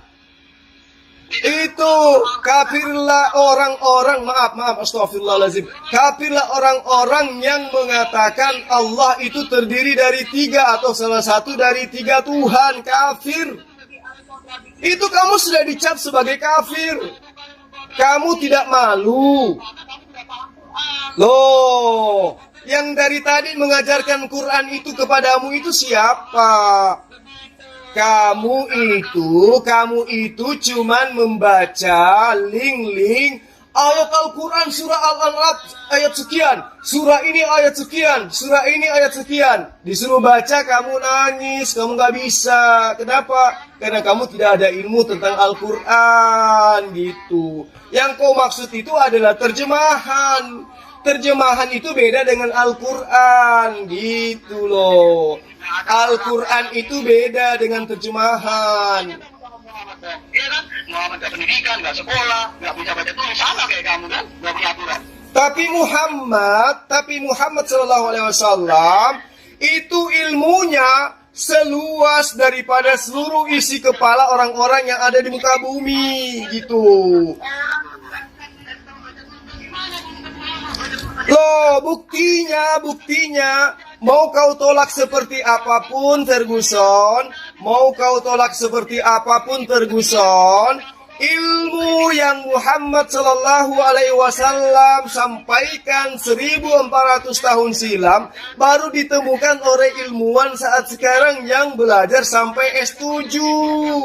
Muhammad Sallallahu Alaihi Wasallam tidak pernah sekolah, tapi sudah menemukan tentang atmosfer, sudah menemukan tentang isi laut, sudah menemukan tentang isi bumi, sudah menjelaskan tentang tata surya, sudah menjelaskan tentang apapun yang ada yang baru ditemukan oleh ilmuwan pada saat ini, itu sudah ditemukan oleh Muhammad 1400 tahun silam. Marah-marah, ya kan? Terbukti, kamu baca Quran, kamu emosi kalau disuruh bahas Quran, makanya kamu cuma berani loncat ke Alkitab, salto, mencak-mencak. Nah sekarang kamu bisa bahas Quran tidak? Ayo kita bahas Quran. Ayo. Tapi kapan kamu bisa bahas Quran? Kapan? Yang kamu bahas itu terjemahan. Loh, Al-Quran itu kan bahasa Arab. Al-Quran itu bahasa Arab. Al-Quran itu bahasa Arab. Al-Quran itu bukan bahasa Bugis. Al-Quran itu bukan bahasa Batak. Jadi kalau kamu membahas Al-Quran, harus kamu bedakan membahas terjemahan gitu. Al-Quran itu bukan terjemahan. Terjemahan itu bukan Al-Quran. Jangan kau samakan dengan kitabmu gitu. Tapi menurut akal-akal semula itu. Oh tidak, supaya tidak akal-akalan maka harus masuk ke original teksnya. Jangan seenaknya ketampar ke wajah Muhammadmu sendiri. Lo kok bahas Muhammad? Kamu diajak bahas Quran langsung salto. Loh, ayo bahas Al-Quran. Kalau kamu punya ilmu, ta'al. Harus bisa bahasa Cina. Atau kalau orang pengen belajar resep masakan Cina, harus bisa bahasa Cina. Mikir. Loh, sekarang kamu mau bahas Al-Quran? Nah, kalau orang mau belajar resep masakan Cina, apakah harus bisa bahasa Cina? Mikir. Loh, kok kamu jadikan jadi resep? Ini kita sedang membahas tentang kitab Allah. Al-Quran itu bukan resep. Bukan untuk asumsi, bukan untuk iman buta. Kamu mau bahas kalamullah. Katanya kau mau membahas Al-Quran. Katanya kau ingin membahas Al-Quran. Ayo. Al-Quran ayat berapa, surah apa? Ayo, silakan. Apakah orang-orang resep, apakah orang koki-koki pemasak masakan Cina, masakan Mandarin itu semuanya bodoh-bodoh? Tidak bisa masakan Cina, hanya karena mereka tidak bisa bahasa Cina. Oh, ini sedang membahas kalamullah. Membahas Al-Quran itu harus melalui original teksnya. Tidak bisa hanya terjemahan. Kalau hanya melalui terjemahan, sama ketika saya katakan kepadamu, ini Ibu Budi, maka apa pemahamanmu terhadap kalimat itu? Kau akan memahami, oh ibu ini bernama Budi. Kenapa? Karena kamu hanya memahami lewat terjemahan. Tidak jelas. Apa yang kamu sampaikan itu sebenarnya apa? Tentang Ibu Budi, nggak nyambung. Lah, orang yang memahami ilmu, memahami sesuatu terjemahan tanpa ilmu, maka ketika saya mengatakan ini Ibu Budi, maka orang yang memahami terjemahan akan memahami ibu ini bernama Budi. Atau ibu ini adalah Budi, atau ibu ini bernama Budi.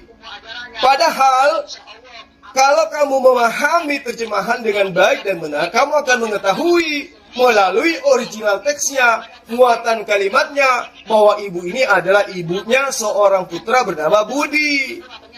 Yang tidak sangat sangat tidak sempurna. Kamu ngemis-ngemis ayat Alkitab, rampok kitabnya Yahudi, tetapi di saat yang bersamaan kau bilang ayat itu sudah dipalsukan. Ini betul gak kamu ketampar sama mulutmu sendiri?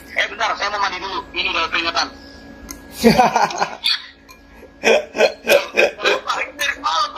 Loh, kenapa emang? Gak boleh saya mandi? Bahas Al-Quran, ayo. Mana? Baca ayatnya. Al-Arab surat ini, Al-Qaqidah surat ini, Al-Surat ini. Itu bukan bahas Al-Quran. Silakan kamu berkeluar-keluar kayak anjing di luar Israel yang menggonggong kelaparan, pemakan rumah. Silakan, saya mau mandi dulu. Silakan ini sendiri. Kamu sholat saya biarkan. Sekarang sih biarkan saya mandi benar. Bismillah. Hampir 8 jam ya kita berdebat dan hasilnya kamu tetap kosong. Jadi kawan-kawan, periuk gosong ini mencoba untuk mencari celah Al-Quran, tapi dia tidak sanggup. Jangankan mencari celah Al-Quran, membaca Al-Quran aja tidak mampu dia. Tapi dia mengaku apa? Ustadz. Dia apa katanya? Ustadz Malik Ferguson, periuk gosong gitu maksudnya. Dia ngaku sebagai ustadz, tapi nggak bisa membaca Al-Quran. Katanya, saya mengaku ustadz karena Rasulullah Muhammad SAW itu tidak bisa membaca, tidak bisa menulis, tetapi dia menjadi seorang nabi. Dia lupa bahwa Al-Quran itu 30 juz yang isinya adalah mencakup tentang alam semesta. Ilmunya luas, tidak bisa dicerna sedikit pun oleh manusia secara utuh. Itu bersumber dari lisannya Muhammad. Dia lupa. Dia ingin samakan Al-Quran dengan gospel, yang adalah kitab yang hanya berdasar atas pemberitaan wartawan-wartawan. Dia mau samakan dengan kitabnya, yang kitab terjemahan, yang hanya dituliskan berdasarkan hasil penyelidikan. Dia tidak tahu Al-Quran itu kalamullah. Sehingga jangankan untuk mengupas isinya, membacanya saja dia tidak sanggup, dia tidak bisa. Makanya di dalam Yesaya 29 ayat 12, kitab itu apabila diberikan kepada orang yang tidak bisa membaca, maka orang itu akan mengatakan, bacalah. Maka orang itu akan mengatakan, aku tidak dapat membaca. Saya tanya, siapa yang menggenapi nubuatan itu? Katanya itu bukan nubuatan. Nah, kalau bukan nubuatan, lalu siapa yang diceritakan di situ? Katanya itu adalah Yeremia. Kalau Yeremia apa betul tidak bisa membaca? Dia tidak sanggup menjawabnya, karena Yeremia itu adalah seorang nabi bagi Bani Israel. Dia adalah penyampai firman kepada Bani Israel. Berarti dia cuma berasumsi. Jelas Yesaya 29 ayat 12 itu digenapi oleh Rasulullah Muhammad SAW dengan surah Al-Alaq itu. Tetapi si Ferguson ini, perik gosong ini, karena hanya berdasarkan kebencian, tidak ada dasar ilmu, hanya link-link kafir yang dia gunakan untuk menyatakan apa yang dia ingin katakan terhadap Al-Quran, sehingga dia tidak bisa apa-apa. Itulah saya katakan, saya berikan kepuasan untuk kau semalaman untuk menghujat. Tidak ada ilmu. Justru saya yang mengajarkan kepada dia. Asitileganot evardesim filatatahim pasem ilkoferi. Saya sedikit-sedikit bisa bahasa Aram. Dia bahasa kitabnya bahasa Yunani. Mungkin saya bisa, kita tes dia baca tulisan Yunani, nggak bisa. Kalau kita, bahasa kitab kita bisa, bahasa Ibrani sedikit-sedikit kita bisa, ya kan? Malah nanti kalau saya sudah bisa menguasai sedikit-sedikit bahasa Ibrani, saya rencana bisa belajar bahasa Yunani, supaya Indonesia ini bisa memiliki pegangan kokoh untuk tidak mudah dimurtadkan oleh binatang-binatang yang mengaku sebagai penginjil. Kenapa saya katakan binatang? Karena mereka mengaku domba. Domba itu binatang atau bukan? Binatang. Jadi nggak apa-apa kita katakan seperti itu. Ya, kawan-kawan sekalian. Jadi itulah Ferguson, orang yang tidak punya ilmu, mencoba untuk mencari celah Al-Quran hanya berdasarkan link-link yang dibuat oleh Duladi Samarinda, Ali Sina, Fred Predom, terus kemudian Robert Mori. Itu yang digunakan. Mereka catat, dia catat. Kemudian itu dipakai untuk menghantam Islam. Tapi dia lupa Islam itu dari sejak dia bisa merangkak, sudah diajarkan dengan ilmu Quran. Jadi tidak bisa dihantam dengan pemahaman terjemahan. Itu yang dia tidak tahu. Dipikir dengan dia mengatakan, di dalam Al-Quran, surah ini, ayat ini, dikatakan begini. Dia pikirnya kita seperti jemaat di gereja. Tidak. Kita Islam itu, begitu kita bisa merangkak, kita sudah harus bisa memahami Quran. Itu hukumnya wajib bagi umat Islam. Jadi tidak akan mungkin Islam itu diperbodoh sehingga murtad. murtadnya Islam itu karena ekonomi, fulus, bukan karena ilmu, bukan. Kalau ada orang murtad karena ilmu, maka satu Arab sudah murtad semua. Kalau ada orang murtad karena ilmu, maka Islam tidak akan pernah kita rasakan sekarang. Kenapa? Satu-satunya agama yang paling berat kita jalankan syariatnya hanya Islam. Hanya Islam yang paling berat. Terus kenapa kita masih tetap Islam? Karena di dalam Islam ada keselamatan. Ya, mau selamat ya harus bekerja, harus berusaha. Jangan mau gaji tidak kerja. Jika kau percaya dengan mulutmu bahwa Yesus adalah Tuhan, apapun yang kau lakukan, apapun dosa yang kau lakukan, kamu akan diselamatkan. Itu dalam konsep doktrin Kristen. Kau membunuh hari ini, tapi mengaku Yesus Tuhan dengan mulutmu, dan apa yang dikatakan oleh mulutmu diimani sepenuh hati dengan hatimu, maka bahwa Yesus itu adalah Tuhan, maka engkau akan diselamatkan. Jadi, percaya Yesus sebagai juru selamat, apapun kamu lakukan, pasti selamat. Itu doktrin gereja. Lihat coba mereka, hidup apa saja yang mereka mau. Makan apa saja yang mereka mau. Melakukan apa saja yang mereka mau. Tidak ada hukum. Kenapa? Karena Paulus mengatakan dengan matinya Yesus di tiang salib, maka kita dibebaskan dari apa? Dari aturan Tuhan, dari kuk penghambaan. Itu di Galatia 3 ayat 13, Galatia 5 ayat 1, kemudian Yohanes 3 ayat 7, itu jelas kemudian bagaimana Paulus mengatakan dengan menuhankan Yesus, mengaku Yesus mati di tiang salib, orang Kristen dibebaskan dari hukum Torah. Padahal hukum Torah itu hanya untuk orang Israel. Kenapa Kristen si pemakan babi ini yang merasa dibebaskan? Kan lucu. Undang-Undang 45 itu dihususkan untuk orang Indonesia. Kenapa orang Malaysia yang teriak kegirangan dibebaskan dari Undang-Undang 45 di negaranya sendiri? Kan lucu. Iya kan? Pancasila adalah asas negara Indonesia. Orang dibebaskan di dalam Indonesia dengan undang-undang yang ada. Orang Jepang yang merasa merdeka dari Undang-Undang 45 dan Pancasila. Kan lucu. Taurat itu hanya untuk Bani Israel. Kenapa mereka yang merasa dibebaskan dari hukum Torah? Kan lucu. Gak masuk akal. Gak masuk akal. Beda dengan Al-Quran. Al-Quran itu diwahyukan untuk seluruh manusia. Inni Rasulullahi ilaikum jami'a. Aku ini Rasul Allah yang diutus untuk kepada seluruh manusia. Kalau Yesus, Musa, semua diutus hanya kepada Bani Israel. Tidak ada diutus untuk Eropa. Tidak ada diutus untuk orang Kristen. Tapi orang Kristen ini, karena mereka adalah korban dari penjajahan Romawi pada saat itu yang menganut ajaran pagan mitologi, sehingga mengajarkan ajaran mereka dengan mengambil ajaran monoteisme. Jadi mereka mencampurkan antara ajaran para nabi dengan ajaran mitologi Yunani. Sehingga apa? Nabi-nabi mereka yang palsu ini bersuratnya bukan kepada Bani Israel, kepada suku-suku Israel, tidak. Lihat surat-surat mereka. Surat-surat mereka dikirim kemana? Ke orang-orang yang memiliki iman pagan, yang sudah mengimani pagan mitologi Yunani. Lihat suratnya, dikirim ke Tarsus, dikirim ke Efesus, dikirim ke Roma, dikirim ke Galatia, dan seterusnya. Kenapa? Mereka malu mengirim surat-surat ini ke orang yang menganut ajaran monoteisme. Bani Israel dan Bani Ismail malu mereka. Sehingga yang mereka kirimkan adalah mereka yang menganut ajaran mitologi pagan. Sehingga pusat kekristenan itu di mana? Apakah di Timur Tengah? Tidak, tetapi di Eropa. Kenapa? Karena dari Eropa lah, dari Yunani lah, dari Romawi lah, ajaran Kristen pagan itu bermuara. Lahirnya di sana, gitu. Jadi ini perlu dipahami. Umat Islam di negara ini harus memahami Al-Quran dengan baik. Generasi Islam harus didekatkan kepada Al-Quran dengan baik. Bahaya. Orang seperti ini, mulutnya seperti mesin ketik peninggalan Belanda tahun 2003, tahun 3 maksud saya, tidak pernah berhenti ngoceh, tapi isinya tidak ada, nggak ada ilmu. Tidak ada ilmu sedikit pun dari mulutnya. Hujatan, cacian, dan makian. Ini dia telepon saya loh, bukan saya yang telepon dia. Dia yang telepon saya, ngajak diskusi, tapi ternyata dia cuma koar-koar. Nah, coba dengarkan nih, coba dengarkan. Tuh, coba dengarkan. Tuh, coba dengarkan, coba. Ada nggak ilmu yang bisa dipelajari, baik dari umat Kristen maupun dari umat Islam? Coba dengar. Bagaimana penulisan Quran?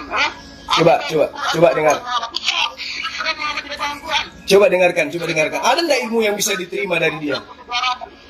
di dalam sejarah Islam diceritakan bahwa penulis-penulis Quran itu adalah orang-orang yang baru saja baca tulis, sahabat-sahabat Muhammad, sehingga banyak sekali pembenaran tulisan Quran yang perlu diperbaiki, yang perlu direvisi oleh Utsman, menyingkirkan semua aib di dalam Islam yang akhirnya membuat Utsman membakar Quran layaknya sampah gitu. Ya, apalagi kamu sudah panjang kali lebar, waktu saya mandi ngomong apa aja kamu, ayo kita bahas satu persatu. Oh, waktu kamu mandi, saya bilang gini sama teman-teman. Ferguson itu menghujat Al-Quran karena dibakar. Tapi berarti untuk itu menghujat Al-Quran lebih. Ferguson menghujat Al-Quran karena Al-Quran dibakar. Tetapi Ferguson lupa Tuhan ditombak seperti ayam, Tuhan ditombak seperti babi, Tuhan ditombak seperti anjing. Dia nggak sadar Al-Quran katanya dibakar. Padahal yang dibakar itu adalah tulisan-tulisan yang ada di pelepah-pelepah kurma. Tulisan yang dibakar itu adalah tulisan-tulisan yang sudah dibukukan di dalam sebuah mushaf. Tapi dia nggak tahu. Nah, dia menghujat. Katanya Al-Quran dibakar. Padahal bukan Al-Quran. Itu lembaran-lembaran yang ditakutkan nantinya adalah simpang siur. Sehingga apa? Sudah dibukukan di dalam Al-Quran. Makanya Al-Quran itu budaya penulisannya melalui lisan. Apa itu? Hafalan. Bukan seperti kitabnya dia gitu. Jadi saya katakan, kalau Al-Quran itu katanya Ferguson itu dibakar, tapi menurut Ferguson Tuhannya ditombak, disate, dibunuh, dan itu tidak apa-apa. Tetapi Al-Quran yang hanya lembaran-lembaran dibakar itu jadi masalah. Tuhan dibunuh tidak masalah. Itulah kegilaannya dia. Tidak paham dia kalau ada 31 versi Quran. Coba lihat. Itu versi Al-Quran mau 1000 kayak menurutmu silakan. Asalkan jangan Tuhan yang dibunuh ditombak seperti babi. Seperti debatmu dengan Parodi Haris yang kamu kalah telak itu. Gitu loh. Kalau kamu debat sama Parodi Haris ngaku pakai Wikipedia, pakai internet. Begitu. Karena kemampuanmu cuma sebatas itu. Ngomong diulang-ulang, argumen diulang-ulang. Kenapa akalmu itu cuma sebatas itu, akal licikmu, seperti perintah dalam Quran surah Al-Anfal ayat 16 ya. Orang harus melakukan siasat licik, tidak boleh membelakangi musuh. Kalau membelakangi itu akan membawa murka dari Allah. Ternyata cuma seperti ini keilmuanmu. Saya kira apa? Ayatnya gimana bunyinya? Quran muter-muter gak jelas. Yas'alunaka 'anil anfal. Qulil anfalu lillahi war rasul. Fattaqullaha war rasul. Bacakan ayatnya dong. Dan akhirnya menampar dan menghina wajah nabimu di depan kamu sendiri menggunakan standarmu itu yang mengatakan tidak bisa memahami Quran apabila tidak bisa membaca dan menulis Quran. Lalu apakah bisa Muhammad membaca dan menulis Quran? Tidak. Aku tidak bisa baca. Begitu. Ya, sadar itu. Gunakan akalmu. Muhammad tidak bisa membaca dan menulis Quran. Berarti kamu menghina nabimu sendiri. Dan saya, itu standarmu, itu parametermu yang kamu pakai. Gitu loh. Jelas, oke? Kembali lagi. Kita membahas ketauhidan yang sangat tidak masuk akal. Ya. Tauhid, orang katanya hanya mengartikan Allah itu sebagai sembahan satu biji, sebiji, ya. Tetapi faktanya di dalam Quran surah Taha ayat 5, Al-A'raf ayat 54, Yunus ayat 3, Ar-Ra'd ayat 2. Di situ jelas mengatakan oleh Allah bersama yang di arsy konon. Ya, tetapi kemudian di dalam hadis jelas dikatakan Allah setiap malam turun ke langit bumi hanya untuk mengumpulkan arisan, mengumpulkan doa, bukan arisan ya, mengumpulkan doa. Nah, ini Allah yang mana nih? Allah yang ada di arsy dan Allah yang ada turun ke langit bumi mengumpulkan doa orang-orang beriman, mengumpulkan arisan, mengumpulkan doa. Mau tahu jawabannya? Mau tahu jawabannya Allah yang mana? Daripada urat leher. Mau tahu jawabannya Allah yang mana? Lalu Allah yang mana lagi? Kamu mau tahu Allah yang mana? Kamu tahu Allah yang mana yang kamu maksud? Kalau memang Allah lebih dekat daripada urat leher, kenapa dia harus turun setiap malam? Kalau memang dia sudah dekat sudah lebih dekat daripada urat leher. Ini kalau kamu saya ajak untuk membahas ini. Nah, kau mau tahu jawabannya itu? Kau mau tahu jawabannya? Mau belajar? Mau tahu jawabannya? Akhirnya tuh sendiri ngoceh sendiri soal Alkitab, tapi kamu satu pun tidak ada yang bisa menjelaskan tentang Quranmu. Kalau diajak membahas Quran dengan saya sungguh-sungguh, serius kamu langsung lari bersembunyi di balik terjemahan bahasa Arab. Nah, kamu ini sebenarnya tipe-tipe buron, tipe-tipe munafik, tipe-tipe yang tidak berani dan tidak biayanya dikritisi atau dibahas. Gitu loh. Nggak usah dikritisi, dibahas aja deh, dibahas baik-baik. Gak mampu. Kenapa? Karena kamu tidak punya nyali dan tidak punya pengetahuan. Kamu cuma bergantung pada standarmu yang mempermalukan nabimu sendiri. Gitu loh, malah diem sekarang. Saya udah bisa sarapan. Karena kamu nggak bisa diajak dialog, percuma. Loh, kamu emang bisa diajak dialog? Iya dong, bisa dong. Kamu cuma berstagnan, standarmu cuma muter-muter dalam bahasa Arab, omong kosong, enak-enak kalau makan sarapan. Nggak tahu diri sekali ini orang. Ya udah, yuk makan yuk.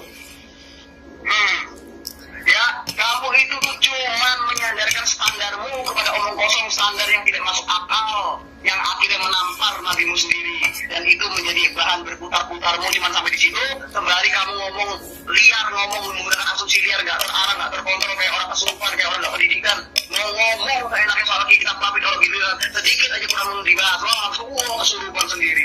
Ini tipe-tipe kamu, tipe-tipe debatan Islam yang sebenarnya kalau misalkan kurang Jadi dibahas, saya belum pernah merasakan kamu membahas Al-Quran loh sampai detik ini. ya iyalah, karena kamu Oh, yang kamu bahas cuma terjemahan, itu pun dari link-link sesamamu kafir.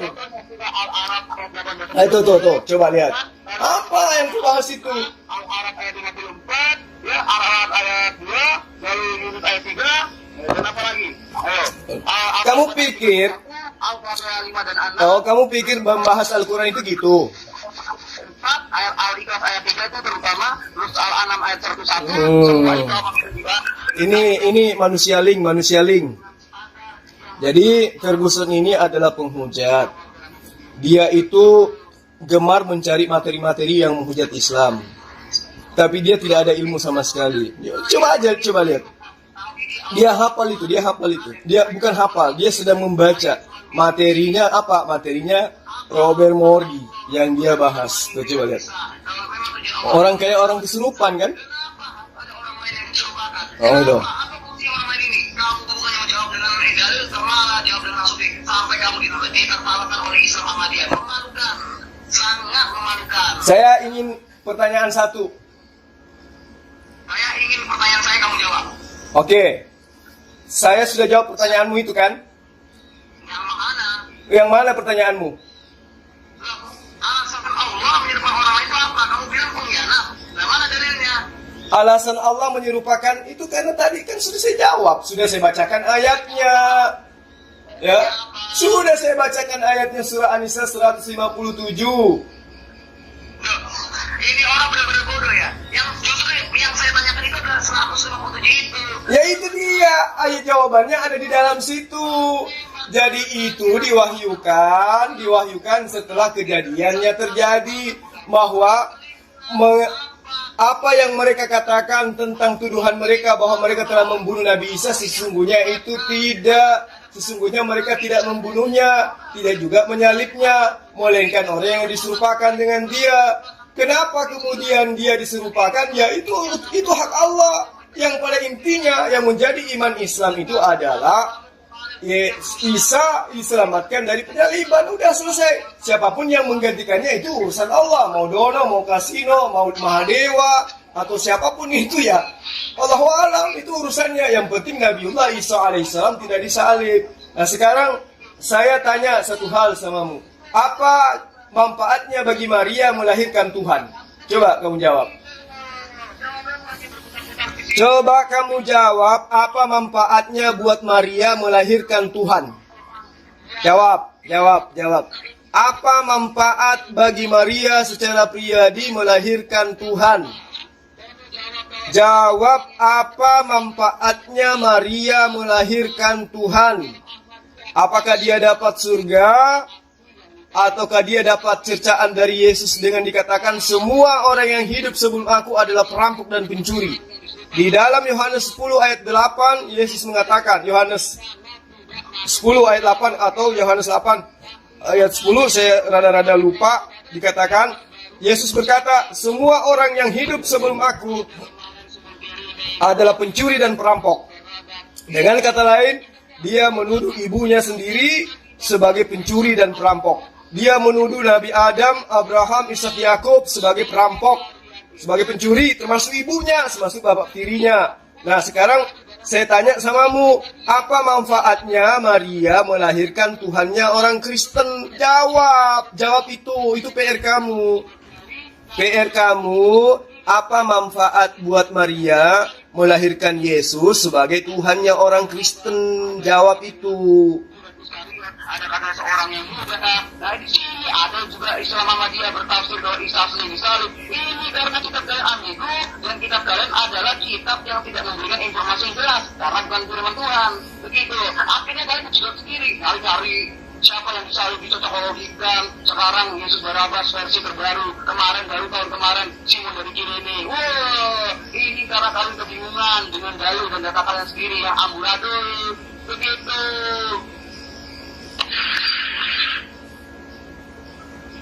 Nah, ya paham.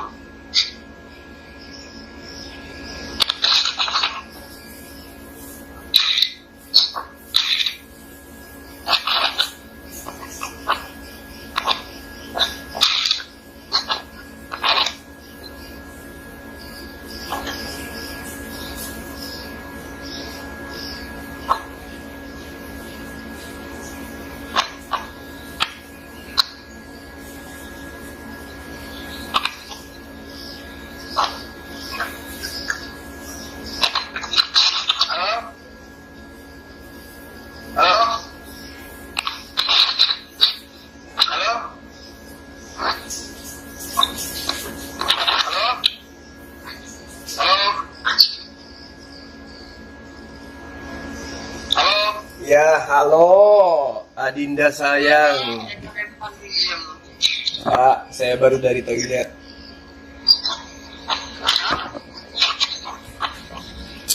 Jadi apa manfaatnya buat Maria melahirkan Tuhanmu? Tanyakan itu di dalam Quran.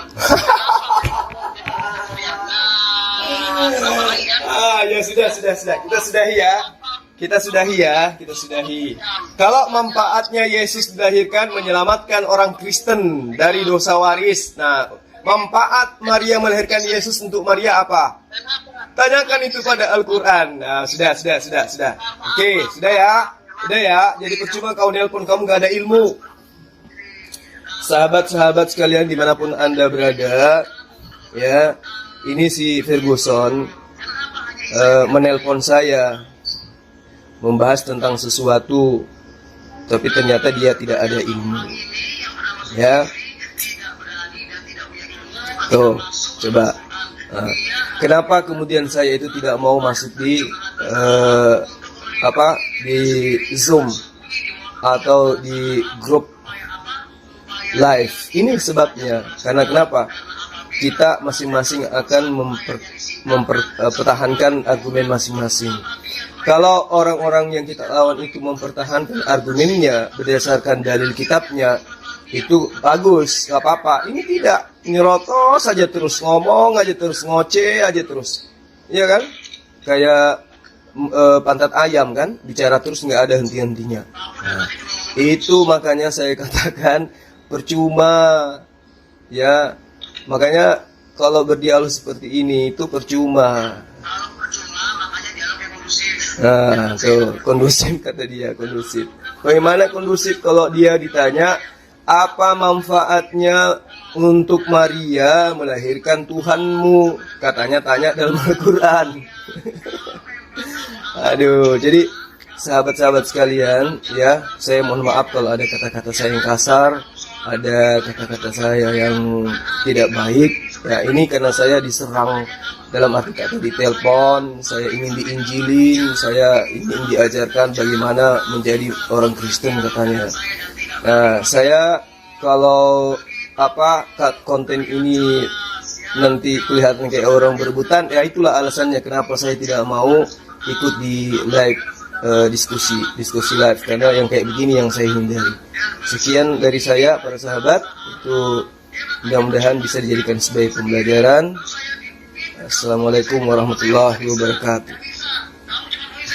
Nggak bisa, harus ngomong karena kamu tidak punya aturan, keluargamu dan kamu tidak punya aturan, tidak boleh sopan santun. Orang ngomong diteriakin, orang ngomong kalian ngomong. Nah ini nggak sopan, orang ngomong kayak dengerin langsung dipotong. Gimana sopan santun kalian sebagai debater, keluarga debater kok kayak begini, kayak seorang masjid. Kalian itu bukan keluarga debater, kalian itu keluarga marbot, tahu nggak?